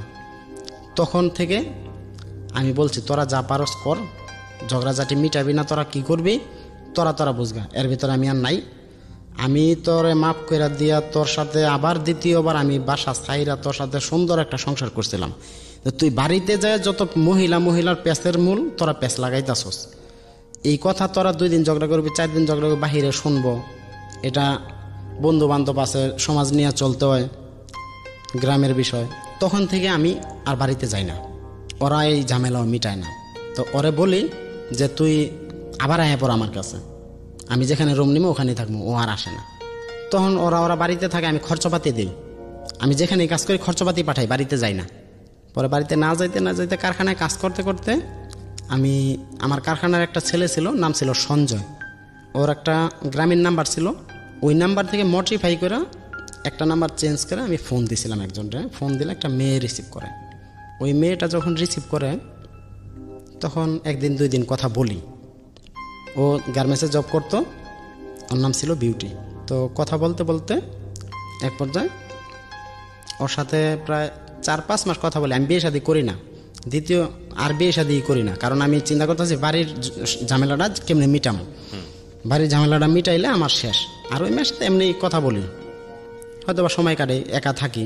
সম্পর্কে জড়াইতে ওই মেয়েটার সাথে প্রায় 2-3 মাস কথা কইছি। এর ভিতরে আমার এলাকা ছাড়া আরেক এলাকায় কাজ নিচ্ছি। আমার একটা ওই বাড়িতে এক মহাজনে কাজ করছিলাম, নাম ওই মহাজন আমার একদম বন্ধু হয়ে গেছে। তো এর সাথে যখন প্রেম করি তখন ওই বন্ধু খুবই করে আমারে, যে আপনি কার সাথে কথা বলেন ই করেন। এই বিউটি কি জানতো যে আপনার একটা বউ আছে, মানে এই বউটাও দ্বিতীয় বউ, এবং দ্বিতীয় বউয়ের কোলে একটা বাচ্চা আছে, আরেকটা বাচ্চা আসতেছে, এগুলো কি জানতো না? হ্যাঁ, এগুলো প্রথম পর্যায়ে জানতো না, পরে গিয়ে জেনেছে। হ্যাঁ, ঘটনার প্রেক্ষাপটে। আচ্ছা জি, সামনের দিকে আগান। তারপর পরে এই বিউটি 1 মাস আমার সাথে সম্পর্ক করার পরে কুরবানির ঈদ চলে আসে। তো আমারে বলতেছে যে আমারে 2000 টাকা দিয়েন, আমি বাড়িতে যাব। মানে ও আমার পরীক্ষা করতেছে যে আমি আসলে দিতে পারি কিনা। তো বিউটি আবার কিন্তু আমার সব সত্যি কথা বলছিল। সত্যি কথাগুলো হইলো এই, বিউটির আগের স্বামী ছিল, একটা সন্তানও আছে, কিন্তু ওই স্বামী ডিভোর্স। আচ্ছা, স্বামীর সাথে কোনো সম্পর্ক, ওর স্বামী আরেক মেয়ে নিয়ে চলে গেছিল, যার কারণে ওদের ফ্যামিলিগতভাবে পরে ওই ডিভোর্স দেয়। আচ্ছা, ও কিন্তু বাড়ি চলে গেল ঈদের আগের দিন রাত্রে। ঠাকুরগাঁয় বাড়ি যাওয়ার পরে ও আর ফোন রিসিভ করে না। ওরে যে আমি টাকা দিলাম, ও যে বাড়িতে চলে গেল, আমার তো জানাইবো যে আমি পৌঁছাইছি। মানে অ্যাক্সিডেন্ট হইলো না কি হইলো, আমি প্রচুর টেনশন। আমার সারাদিন আমি কিছু খাই না, টেনশন করি। টাকাটা বড় কথা না, এখানে ও বাড়িতে পৌঁছাইছে কিনা শুধু এটা জানার জন্য। তো এক পর্যায়ে বিকেলবেলা ওর ভাই ফোন রিসিভ করে। ওর ভাই ফোন রিসিভ করে আমার অকাধ্য ভাষায় গালাগালি করে, যে মেয়ে পাইলে এই কথা বলা লাগে, হ্যান ত্যান অনেক কথাবার্তা বলে। রাত্রে বিউটি ফোন রিসিভ করে, তো বলে যে আমি আসছি, বাড়িতে গার্জিয়ান আছে, লোকজন আছে, এই জন্য আমি ফোন ধরি না বা ফোন তো যদি সত্যিকারের ভালোবাসা হয় তাহলে 1 সেকেন্ড ফোন দাও, জানাই দেওয়া যায় যে আমি আসছি। তো তখনও ওর ব্যাপারটা আমি বুঝতে পারি নাই, ওর বিষয়টা আসলে কি, কিন্তু পছন্দ করি। পরবর্তীতে ও বাড়ি থেকে চলে আসে। ওরে বিয়েতে আমি ওরে বিয়ে করব, এদিকে সংসারে আমার নামে মনে করেন যে আমি বাড়িতে না যাও তো আমার নামে কেস করছে। কে কেস করেছে? আমার বউ, আগেরটা সেকেন্ড ওয়াইফ। হ্যাঁ, সেকেন্ড নীলুফা। নীলুফা আপনাকে কেস করেছে? কেস করেছে। কি কেস? উনি কেস করে যে আমি বাড়িতে যাই না, খরচপাতি ঠিক মতো খাওয়ান পরন দেই না, ভরণ পোষণ দেন না, ভরণ পোষণ দেই না। কেস করতে যা বলা লাগে উনি সাজায় কেস করছে আমার নামে। আচ্ছা, এই কেসটা করতে বুদ্ধি দিয়েছে কে? কেসটা করতে বুদ্ধি দিছে যতটুকু আমি সম্ভব জানছি, ওদের ফ্যামিলির লোকেরাই হেল্প করছে। কতদিন যাবত বাড়ি যান না তখন পর্যন্ত? আমি তখন 4 মাস বাড়ি যাই না। বাচ্চা তখনও হয়নি? হ্যাঁ, বাচ্চা তখন হয়নি। আচ্ছা, এই সময়টা থেকে বিউটির সাথে আপনার যে সম্পর্ক সেটা কেউ জানতো না? না, কেউ জানতো না। আচ্ছা, এই সম্পর্কটা কেউই জানতো না। কেসের ব্যাপারটা আপনি জানলেন কিভাবে? কেসের ব্যাপারটা জানলাম তখনই, আমার আব্বা তো বাড়িতে থাকে। হ্যাঁ, আমার আব্বার কাছে নোটিশ আসছে। তো ওনারা মনে হয় থানায় কেস করে না, মানবাধিকারে কেস করছে, মানবাধিকার কমিশনে। মানে কেসটা এমন ছিল, আমগজনে টাকা পয়সা খরচ হয়, হয়রানি, ধৈরাবেন্দা কারোর রাখা যায় না। পরে কেস করার পরে আমি আরো ভয় পেয়ে যাই। তখন বিউটিও জানে না এই ঘটনাগুলো? না, বিউটি এগুলো কিছু জানে না। আচ্ছা, তো আমার আব্বা বললো যে যা, যেহেতু কেস করছে তখন তাহলে তুই দূরে থাক, আমরা কেস সমাধান করার চেষ্টা করি। সমাধান করে বাড়িতে নিয়ে আমতরে। তো তখন বিউটি আমার সব কিছু সত্যি বলছিল, পরে আমিও বিউটির সব কিছু সত্যি বললাম। আপনার এই অতীত জীবনের সমস্ত ঘটনা? সব কিছু একবারে প্রথম বিয়ে থেকে শুরু করে সব কিছু বলে দিলাম, যে মিথ্যা বইলা কারোর ঠকানো ঠিক না। সত্যি জানাইলে সে যদি রাজি হয় হইব, নেলে নাই। তখন সে বলল যে হ্যাঁ, যেহেতু সত্যি কথা বলছো তাইলে যা হয় জীবনে, দুইজন, আমারও অতীতে অনেক দুঃখ কষ্ট, তোমারও জীবনে অনেক সমস্যা আসে বিষয়, যা আমরা ঠিক আছে, আমরা রাজি। তো রাজি যে সে বিয়েতে রাজি না, প্রেম করবো এতে রাজি, যে সময় কাটাইব, কিন্তু ওরা আমি বিয়ে করব প্রস্তাব দিলে বলতেছে এখন না, পরে, পরে না, সময় হোক, আরও সময় যাক। মানে সে আমার মতো আরও 3-4 জনের সাথে কথা বলে। এটা আপনি বুঝলেন কিভাবে? এটা বুঝলাম, আমি তো অনেক আগে থেকেই মোবাইল চালাই, তো উনি মনে করেন যে লং টাইম ওনার মোবাইল ব্যস্তই থাকে। তো যখন ব্যস্ত থাকে তখন আমি যদি জিজ্ঞেস করি, কয় মামা ফোন দিছিল, নানা ফোন দিছিল, অমুক ফোন দিছিল। এর ভিতরে ওর এক বান্ধবীর সাথে পরিচয় হয়ে যায় আমার মোবাইলের মাধ্যমে, নাম সেলিনা। তো ওই বান্ধবী আমার আবার ডিটেলস খবর, মানে ওর অন্য সাইড খবর দেয়। যাই হোক, আপনি জানতে পারেন আর কি কোনো না কোনো ভাবে। হ্যাঁ, সেলিনা আপনাকে সবকিছু বলেছে। হ্যাঁ বলছে। তো আরিফের সাথে ওর সাথে সম্পর্ক হয়, অনেকদিন চলে। পরে আরিফ আর সেলিনা মিল্লা সাহায্য করে আমাদের বিয়েটা দেয়। উনি ছিল গাজীপুরে, আমি ছিলাম সাভারে। ওনারা সাভারে নিয়ে যায়, ঈদের 1 মাস পরেই বিয়ে করি। কাকে বিয়ে করেন? বিউটিরে। আপনি আজ জেনেই বিয়ে করেন যে ওর ছেলেদের সাথে এরকম ধরনের সম্পর্ক থাকে? হ্যাঁ, আমি জেনেই বিয়ে করি। জেনেই আপনি জেনে শুনে কেন বিয়ে করলেন? জেনে শুনে বিয়ে করলাম কারণ আপনার ওয়াইফ তো এক্সিস্ট এই ধরনের একটা সম্পর্কে পড়ার পরে আপনার তার সঙ্গে দ্রুত তৈরি হয়েছে, এবং সেক্ষেত্রে আপনি বিউটিকে তো আগেই জেনেছেন যে অন্য ছেলেদের প্রতি তার ফলোইং আছে, তখন তো তার বিয়ে করার প্রশ্নই ওঠে না, আপনি যদি একটা বেটার লাইফই চান।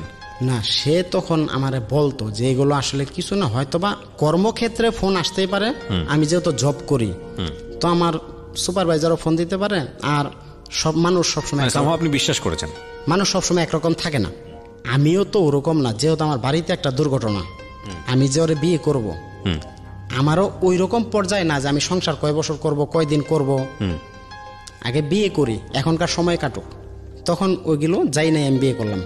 তো ও আবার বলতো যে সেলিনা মিথ্যা কথা বলে, যে সেলিনার কথা বিশ্বাস করলে আমার সাথে সম্পর্ক রাখো না। তো আমি আর ওগুলো কান দিই নাই, যে যা হওয়ার হয়েছে। ও আমার কাছে সত্যি কথা বলছে, ওইটাই আমার মনে ধরছে, যা সব কিছু আছে। এখনকার মানুষ, কয়জন মানুষ সত্যি কথা বলে? তো এইসব চিন্তা ভাবনা করে পরে বিয়েতে জড়াইলাম, যে ভালো, আমি যদি একজন খারাপরে ভালো করতে পারি, এটাই আমার ক্রেডিট।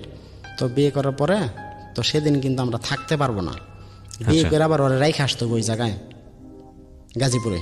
কারণ ও যে বাসায় থাকে, আশেপাশে ওর আত্মীয় স্বজন থাকে। তো যদি জানে যে বিয়ে করছে, তাহলে বাড়িতে জানাই দিব, আর বাড়িতে জানাই দিলে ওরে বাড়িতে নিয়ে যাবো সাথে সাথে। 1 মাস 10 দিন ওর সাথে আমার কোনো নাই, শুধু ফোনে কথা বলি। 1 মাস 10 দিন, এর ভিতরে ও বেতন পাইছে, চাকরি ছাড়ছে, রুম ছাড়ছে। 1 মাস 2 দিন বিউটি? হ্যাঁ, বিউটি। আচ্ছা। তো আমি ওরে প্রায় বলতাম যে আমরা তো এখন বিয়ে করছি, বিয়ে করলে তো তোমার সাথে থাকতে তো কোনো সমস্যা নেই, আমরা একসাথে থাকি, আমি তোমার বাসায় আসি। ও বলে যে না। 1 মাস 10 দিনের ভিতরে ও কোনো মতেই আমার ওই জায়গায় নিলই না। ও বলে যে তুমি রুম ঠিক করো, আমি তোমার ওখানে চলে যাবো। আমি চিন্তা করি, যার কাছে আমার 1 মাস 10 দিন আমার নেয় নাই বিয়ের পরেও, জি, তাহলে সে কিভাবে আমি রুম নিলে সে আসবো? আমার তো বিশ্বাস হয় না। তাহলে ও আমার ছলনা করছে। তো বিশ্বাস না হওয়াতে আমি রুম ঠিক করি না। আচ্ছা। তো হঠাৎ করে ও 10 তারিখে আমার ফোন দিছে, সেটা ছিল জানুয়ারির 10 তারিখ 2012। ফোন দিছে, পরে কয়ে রুম ঠিক করছো? আমি কিন্তু রুম টুম ছাইরা দিছি, আমি চান্দুরায় দাঁড়ায় রয়েছি, তুমি যদি আমার নিয়ে যাও নাহলে আমি বাড়িতে চলে যাবো, আমি তো রুম ছাইরাই দিছি। তো হঠাৎ করে দুপুর বেলায় খবর দেওয়ার পরে এখন আমার রুম ঠিক করতে হইব। ওরে যে আমি নিয়ে আসবো, আমি তো রুম ঠিকই করি না, কারণ ও আমার 1 মাস 10 দিন ওর কাছে নেয় নাই। তাহলে ও যে আসবো এটাও আমার বিশ্বাস হয় না, এই জন্য আমি রুমও ঠিক করি নাই। পরে কাজ করতে যায় বন্ধু বান্ধব নিয়ে, ওই দিনই যায় রুম ঠিক করি। আচ্ছা। 2 ঘন্টা আমরা ঘুরি পুরা ফুলবাড়ি এলাকা, ঘুরা একটা রুম নেই।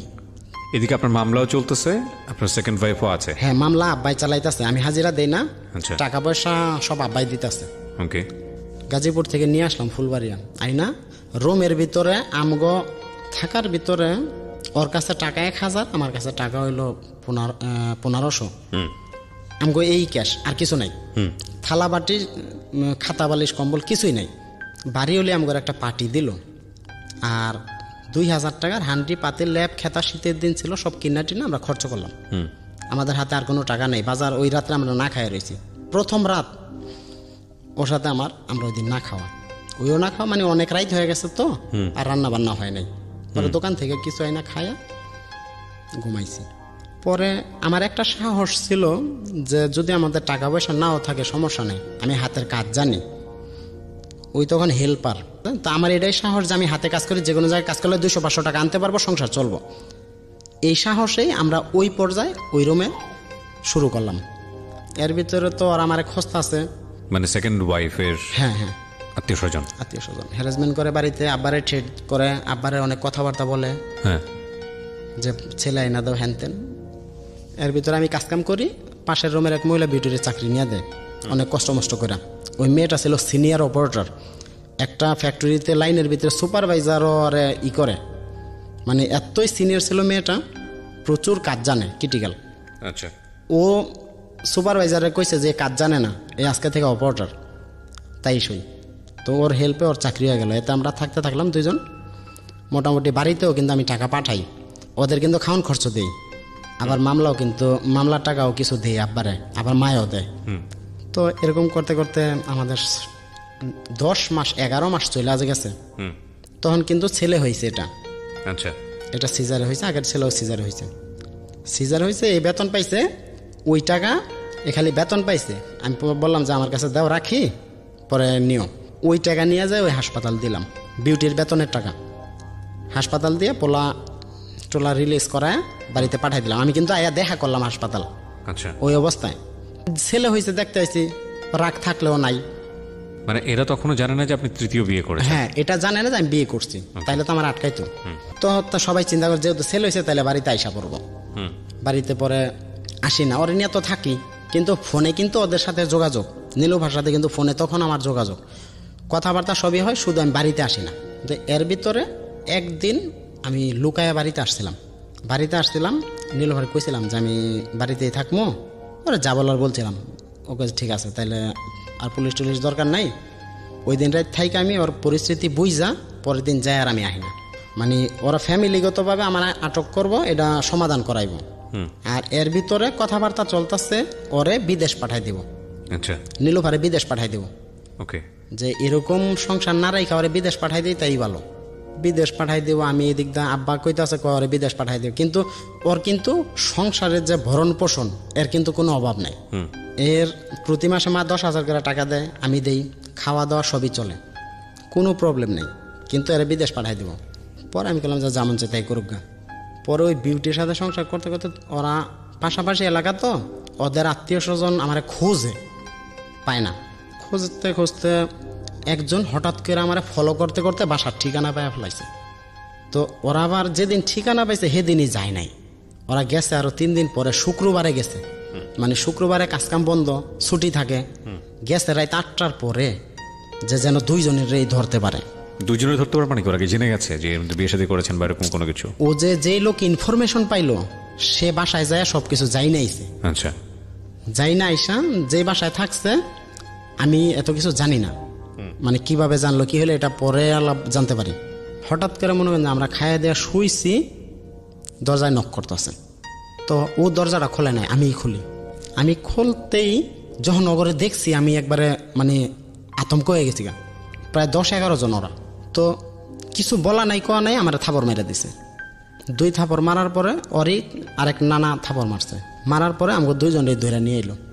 ধরে নিয়ে বাড়িতে, দুইজন বলতে আপনার সেকেন্ড ওয়াইফ, সেকেন্ড না থার্ড ওয়াইফ আর আমারে, বিউটি এবং আপনাকে, হ্যাঁ বিউটিরা আমারে ধরে নিয়ে এলো। মানে আপনার সেকেন্ড ওয়াইফের আত্মীয় স্বজন ধরে নিয়ে এসেছে। তখন সেকেন্ড ওয়াইফও সাথে ছিল ওদের। আপনি যেভাবে আপনার ফার্স্ট ওয়াইফকে ধরেছিলেন আপনার মেজো ভাইয়ের সাথে, ঠিক একই স্টাইলে আপনার ওয়াইফ, আপনার থার্ড ওয়াইফ সহ আমারে ধরলো। হ্যাঁ, তখন কি ওয়াইফ ওখানে ছিল নাকি না? কোনটা? আপনাকে যখন ধরতে গেছে তখন কি ওয়াইফ সাথে ছিল? হ্যাঁ ছিল। আচ্ছা, তো উনি কি বলতেছিল আপনাকে দেখার পরে? উনি একটাই কথা বলতেছিল যে বাড়িতে নিয়ে যায় যা করার কর্ম। আমারে ওখানে বেশ মারছে, মেয়েটারে নিয়ে এলো, নিয়ে ওর নানার বাড়িতে রাখলো। আপনার সঙ্গে কি আপনার ওয়াইফকেও নিল, মানে বিউটিকেও নিল? হ্যাঁ, বিউটিরও নিয়ে গেল। ওকে। তো বিউটিরে নিয়ে যাওয়ার পরে রাখলো নানার বাসায় এক রাত, আমার আলাদা রাখলো, বিউটির আলাদা রাখলো, দুইজনের আলাদা আলাদা রুমে রাইখা আমাদের এলাকায় বিচার বসাইলো। পরের দিন বিচার মেম্বার আসলো, আমার আত্মীয় স্বজন আসলো। বিচারের ভিতরে কিন্তু সবাই আসছে, আমার ওই মেজো ভাইও আসে নাই, মেজো ভাইয়ের বউ আসে নাই, ওরা আর ওই বিচারে নাই। তো নাই, আব্বা আছে, সবাই আছে। তো ওদের পরিকল্পনা একটাই, বিউটি যদি আমার ডিভোর্স দেওয়া না যায় বিউটিরে মাইরা ফেলাইব, বিচারের ভিতরে আমি বুঝতেছি পরিস্থিতি কোন দিকে যাইব। তখন আমি বিউটিরে বললাম, বিউটিরে না, মেম্বার সাহেবরে বললাম যে মেম্বার সাহেব, আমি ওর সাথে 1 বছর হলেও সম্পর্ক করছি, 1 দিন হলেও সংসার করছি, আমি ওর সাথে আলাদা কিছু কথা বলতে চাই বিউটির সঙ্গে। হ্যাঁ, যে আপনারা যদি অনুমতি দেন। তখন মেম্বার বললো হ্যাঁ বলতেই পারো, যাও। তখন বিউটিরে অল্প টাইমের ভিতরে শুধু এই কথাটাই বললাম যে বাইচা থাকলে অনেক কিছুই পাওয়া যাইব, আর যদি 2 জনই মরা যায় তাহলে কিছুই পাওয়া যাব না। তো এরা যা বলে তুমি খালি শুই না চইলা যাও, এখান থেকে যদি ওরা ডিভোর্স দিতে বলে তুমি কিচ্ছু বলবা না, ডিভোর্স দিয়েই চলে যাইবা। বিউটি ডিভোর্স দিল আমারে। ডিভোর্স দিবার যায় এই মনে করেন যে কাইন্দা গাইটা দাঁত মাত লাগে একবার অজ্ঞান হয়ে পড়ে গেল। বিউটি ডিভোর্সের ভিতরে ওর আত্মীয় স্বজন, আমি পরে বললাম যে না আমি বিয়ে করছি, আমি 2 বউ নিয়েই খামো, আমি 2 জন রে কামাই করে সংসার চালামো, 2 জন রে নিয়েই খামো। তোর আত্মীয় স্বজন কয় যে না, 1 জন রে রাখতে হইব, নীলোফারে রাখতে হইব, ওটা রাখতে পারবি না। তো এই কথা বলাতে আমার 2-3 থাপড় মেরা দেয় ওই বিচারের ভিতরে। কিন্তু এই বিচারের ভিতরেও আমি এই কথাটা জানাই না যে এই কারণে, মানে তখন তো অনেক লোক বিচারে, মানে তখন আপনি জানাননি যে কেন আপনি তৃতীয় বিয়েটা করেছেন। হ্যাঁ, তখনও আমি জানাই না, বাপের দিকে তাকায়া। শুধুমাত্র আপনার মেজো ভাইয়ের দুর্নাম হবে এই কারণে? মেজো ভাইয়ের জন্য আমার বাপেরও দুর্নাম হবে, প্লাস আমারও। এই ঘটনাটা যদি খুইলা বলতাম বিচারটা অন্যদিকে যাইতো। তো 40,000 টাকা দেওয়া লাগবে। আমার আব্বা নিরুপায়, বিচার যেহেতু করছে এক এলাকায়, বিচার তো মানতেই হইব, আর আমি তো মুখ খুলি না। বিউটি চলে গেল বলতে এরা সিএনজিটা নিয়ে ওই বাসায় দিয়ে আইলো টাকা 40,000 সহ দিয়ে আনার পরে বাড়িতে যেই বাসায় ছিল বিউটি আর আমি, ওই বাড়িওয়ালির পর্যন্ত মানা করে দিয়েছে যে ওরে যেন আর রুমে দিয়েন না, ওরা রুম থেকে এখনই বের করে দিবেন, 3 মাসের ভাড়া রেখে বের করে দিবেন। তো ওই বাড়িওয়ালি তাই করে। পরে আমি এর সাথে থাকি, নীলুফার সাথে তখন থাকি আমি।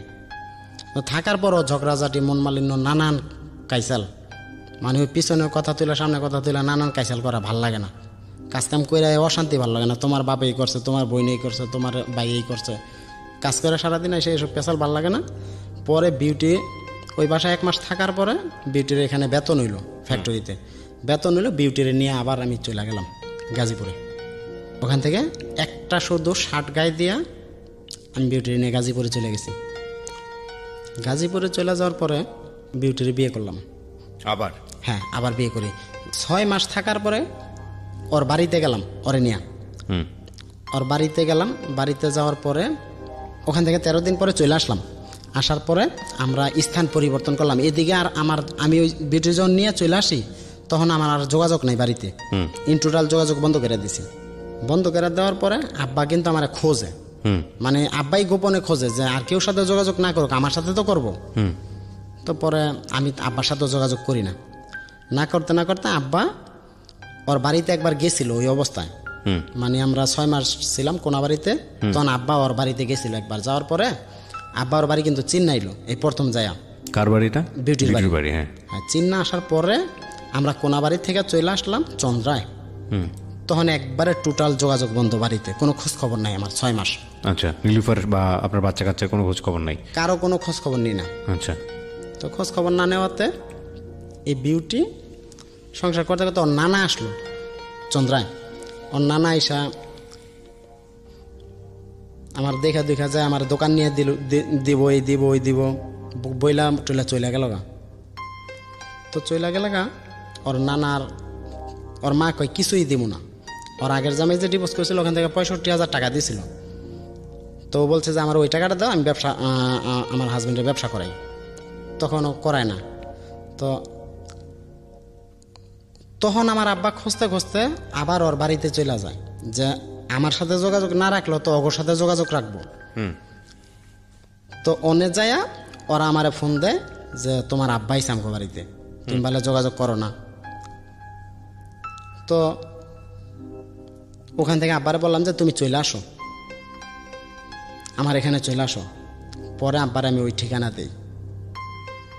ঠিকানা দেওয়ার পরে আব্বা আমার এই বাসায় আসলো চন্দ্রার। আসলে পরে 1 রাত ছিল আব্বা আমার কাছে। 1 রাত থাকার পরে আব্বা চলে গেল। আমি আব্বারে রিক্সায় উঠাই দিয়ে আব্বা বলল যে মানিক এখনো সময় আছে, তুই বাড়ি চলে আয়, কারণ এই ঈদিয়া তোর দিন ভালো যাইব না।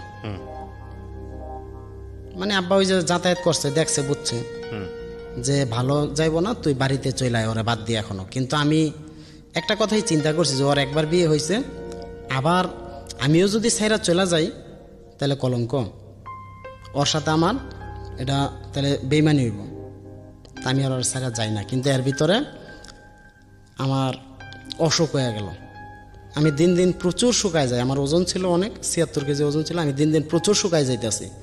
এই চিকিৎসা করাই, ওই চিকিৎসা করাই, ওই চিকিৎসা করাই, কোনোখানেই কোনো কাজে আসে না। এক্সরে করাই, আলট্রাসাউন্ড করাই, কাজে আসে না। না আসলে আব্বা যখন আমার বাড়ি থেকে গেল, 1 সপ্তাহ পরে আব্বা স্ট্রোক করলো, ব্রেন স্ট্রোক করলো। আমারই টেনশনে, মানে আমি বাড়িতে যাই না, এত কিছু, ব্রেন স্ট্রোক করে প্যারালাইজ হয়ে গেল, জবান বন্ধ হয়ে গেল। তো জবান বন্ধ হয়ে গেল, প্যারালাইজ হয়ে গেল। এদিকে আমারও অসুখ। আব্বা ওই যে আমার দেখলো, দেখেই কই যে তোর চেহারা এমন হয়েছে কি, এত শুকাইছস কে? তা আমি বুঝি নাই যে আমার কি অসুখ। অসুখ ধরাও পড়ে না, অসুখ ধরা পড়লে তো একটা চিকিৎসা করান যায়। আচ্ছা। তো আব্বা ওই মুহূর্তে এনামে ভর্তি করলাম। এনামে কিন্তু আমি যাই না, ওই যে আমার মামলার কারণে। আচ্ছা। তো এনাম থেকে 3 দিন রাখার পরে শিট করে নিয়ে আসলো সরোয়ার দিতে। ওকে। সরোয়ার দিতে এনামে প্রায় 30-35 হাজার টাকা খরচ করার পরে সরোয়ার দিতে নিয়ে আসছে। সরোয়ার দিতে আমি আব্বারে দেখতে যাই। তো সরোয়ার দিতে যখন আব্বারে দেখতে যাই, আব্বা চিনে না কাউরে, মানে এমনই স্ট্রোক করছে, ব্রেন নষ্ট হয়ে গেছে। দেখলে একটু ইশারা দিয়ে কথা বলতে পারে। তো সেদিন আমি সরারদি আনার পরও 2 দিন পরে যাই। আমি যে গাজীপুর থেকে মিরপুরে আসমু, রাস্তায় নামতে নামতে আমি 6 জায়গা ভেঙে ভেঙে আসছি, কারণ আমি একবারে রাস্তায় যাইতে পারি না, আমার প্রচুর পেশাব হয়। আমার অসুখে এটা যে পেশাব প্রচুর হয় আর পানি প্রচুর খাই। তখন আমার রোগ ধরা পড়ে নাই। তো আব্বারে দেখতে আসতে আসতে 6 বার রাস্তা ভেঙে আসার পরে আব্বারে আইলাম আব্বার কাছে। আয়া যখন আব্বা আমার দিকে তাকাইছে, তখন মনে করেন ইশারা দিয়া যে আমার কথাটা মানে বুঝাইতেছে যে তুই চলে যা, তুই এনে থাকিস না। মানে আব্বা মৃত্যু সজ্জায়, কারোর চিনে না, কথাও বলতে পারে না, তখনও আমার সেই ইশারাটা বুঝায় যে তুই চলে যা, কারণ এই জায়গায় যদি জানে তাহলে পুলিশ আসবো, এটাই বুঝাইতেছে যে আমার সেভ করার জন্য। বাপ মা যে কি জিনিস এখন বুঝি। তখন মনে করেন যে আব্বা জুসার মেশিন দিয়া, পাইপ দিয়া আবারে খাওয়ান লাগতো ওই হাসপাতাল। তো খাওয়ান লাগতো ওই অবস্থায় মনে করেন আব্বা আমার ইশারা দিতেছে যে তুই জাগা, তুই জাগা। আমার মুখটা দেখার সাথে আতঙ্ক হয়ে গেছে, হাউমাউ করে কান্দা উঠছে। আমার যখন মুখটা দেখছে তখন হাউমাউ করে কান্দা উঠছে, আমার ইশারা দিতেছে যে তুই তাড়াতাড়ি জাগা, তাড়াতাড়ি জাগা। তো তখন আমি বুঝতে পারছিলাম যে আমার আব্বার দুনিয়া থাকবো না। বুঝার পরে আব্বারে মনে করেন যে গায়ে অনেক কিস টিস করে, আদর টাদর করে চলে আসছি যে এটাই আব্বার শেষ দেখা। কিন্তু আব্বা আবার বাইচা থাকতে আমার একটা কথা কইছিল, মানে আমি যখন বাড়িতে থাকতাম না ঠিক মতো, তখন বলতো যে দেখ রে মানিক, আমরা তোর অনেক আদর করি, তোর যেই পরিস্থিতি দেখি, আমি যদি মারা যাই তুই আমার মাটি দিতে পারবি না, এই ভাগ্যটা তোর হইব না। তো আব্বা তো এই কথা আগেই বলছে। এখন পরিস্থিতি ওরকম হয়ে গেছে। হাসপাতাল রাইটটা ছিলাম, বিউটিরে নিয়েই কিন্তু আব্বারে দেখতে আসছি। আপনার সেকেন্ড ওয়াইফ তখন কোথায়? হ্যাঁ, বাড়িতে। না সরি, ও বাহিরে চলে গেছে, দেশের বাইরে। হ্যাঁ। বাচ্চা দুটো? বাচ্চা দুটোর ভিতরে একটা ছেলে আমি আমার কাছে, বড় ছেলেটা। হ্যাঁ, আরেকজন? ও না, আব্বা যখন স্ট্রোক করে তখন ওই বাহিরে চলে গেছে, কিন্তু 2টা ছেলেই ওখানে। ওখানে বলতে? ওর নানির বাসা মিরপুর। ওর নানিরা তখন মিরপুর থাকতো। 2টা ছেলে রেখে ও যখন বিদেশ চলে গেছে, আব্বা রিফাতরে প্রচুর ভালোবাসতো। যখন স্ট্রোক করছে, স্ট্রোক করার 1 সপ্তাহ আগে আব্বা মানে সবাইয়ের বাড়ি বাড়ি যায় দেখা করছে। আমার দাদি, আমার চাচার কাছে আইছে, আমার ফুফুর বাসায় গেছে, আমার শ্বশুর ওই থার্ড ওয়াইফের বাপের বাড়ি গেছে, ওখানে যায় ওদের সাথে দেখা করছে, আমার সাথে দেখা করছে। দেখা টাকা কইরা আয়া এই স্ট্রোক করলো। স্ট্রোক করার আগে একটাই কথা ছিল, আমি রিফাতরে দেখতে চাই, কিন্তু ওর বাপের বাড়ি থেকে ওরা দেখতে দেয় না। পরে স্ট্রোক করলো, করার পরে তখনও আমরা বলছি যে রিফাতরে একটু দেখাই। হয়তো বা ভালো হয়ে যেতে পারে। তখন ওর রিফাতরে আর দেখতে দেয়নি। তো না দেওয়াতে পরে বিউটি নিয়ে ওখানে গেলাম, ও তো বিদেশে চলে গেল, আর আমার সাথে যোগাযোগ নাই, যোগাযোগ বন্ধ। বিউটি নিয়ে আবারে দেখা চলে গেলাম বাসায়। তো যাওয়ার পরে দিন দিন আমার এমন পরিস্থিতি হইতাছে, আমি দিন দিন মৃত্যু সজ্জায় চলে যেতেছি। আমার 76 কেজি ওজন ছিল, আমার 51 কেজি ওজনে নেমে গেলাম আমি। প্রতিনিয়ত 1 কেজি করে কমে শরীর, 2 কেজি করে কমে। তো যখন এত ওজন কমতাছে, কিন্তু কোনো ডাক্তার আমার রোগ ধরতে পারে না, যে এত অল্প বয়সে এত চিকিৎসা করাইলাম কিন্তু রোগ ধরা পড়ে না। পরে আমি বিছনায় পড়ে গেছি, চোখে কিছু দেখি না, চোখে কিছু দেখি না। আমি সন্ধ্যার পরে টিভি দেখতে পারি না। টিভি দেখতে গেলে আমার মনে হয় যে চোখের ভিতরে কেউ মাছের কাঁটা দিয়ে খোঁচাইতেছে। পরে আমি একটা চিন্তা ভাবনা করে বিছনায় পড়ে গেলাম। এই বিছনায় পড়া অবস্থায় বিউটি আমার সাথে খারাপ ব্যবহার করা শুরু করলো, খারাপ ব্যবহার করা শুরু করলো, নানান মানে সাংসারিক অশান্তি শুরু করার পরে ও চাকরি করে গাজীপুরে, আমি বাসায় কিচ্ছু করতে পারি না, আমি এত অসুস্থ, ঠিকমতো চলতে পারি না। একটা মানুষ যদি দেখে আমার বলে যে এই ছেলেটা বেশি দিন বাঁচবো না, কারণ মুখের চামড়াটাই গ্লেজ নষ্ট হয়ে গেছিলো, শরীরের রং পরিবর্তন হয়ে গেছিলো। পরে আমি এক হাসপাতাল একাই গেলাম, ডায়াবেটিক্স হাসপাতালে। যাওয়ার পরে ওখানে যখন ডায়াবেটিক্স আমার পরীক্ষা করাইলো, ফার্স্ট টিপে রক্ত নেওয়ার পরে আমার 100 গ্রাম চিনি গুলায় খাওয়াই দিল, সুগার গুলায় খাওয়াই দিলে আমি ওখানে অজ্ঞান হয়ে যাই। ওখানে অজ্ঞান হয়ে গেলে ডাক্তার আর বুঝতে বাকি নেই যে ডায়াবেটিক্স। আমার তখন ডায়াবেটিক্স খালি পেটে 30 পয়েন্ট।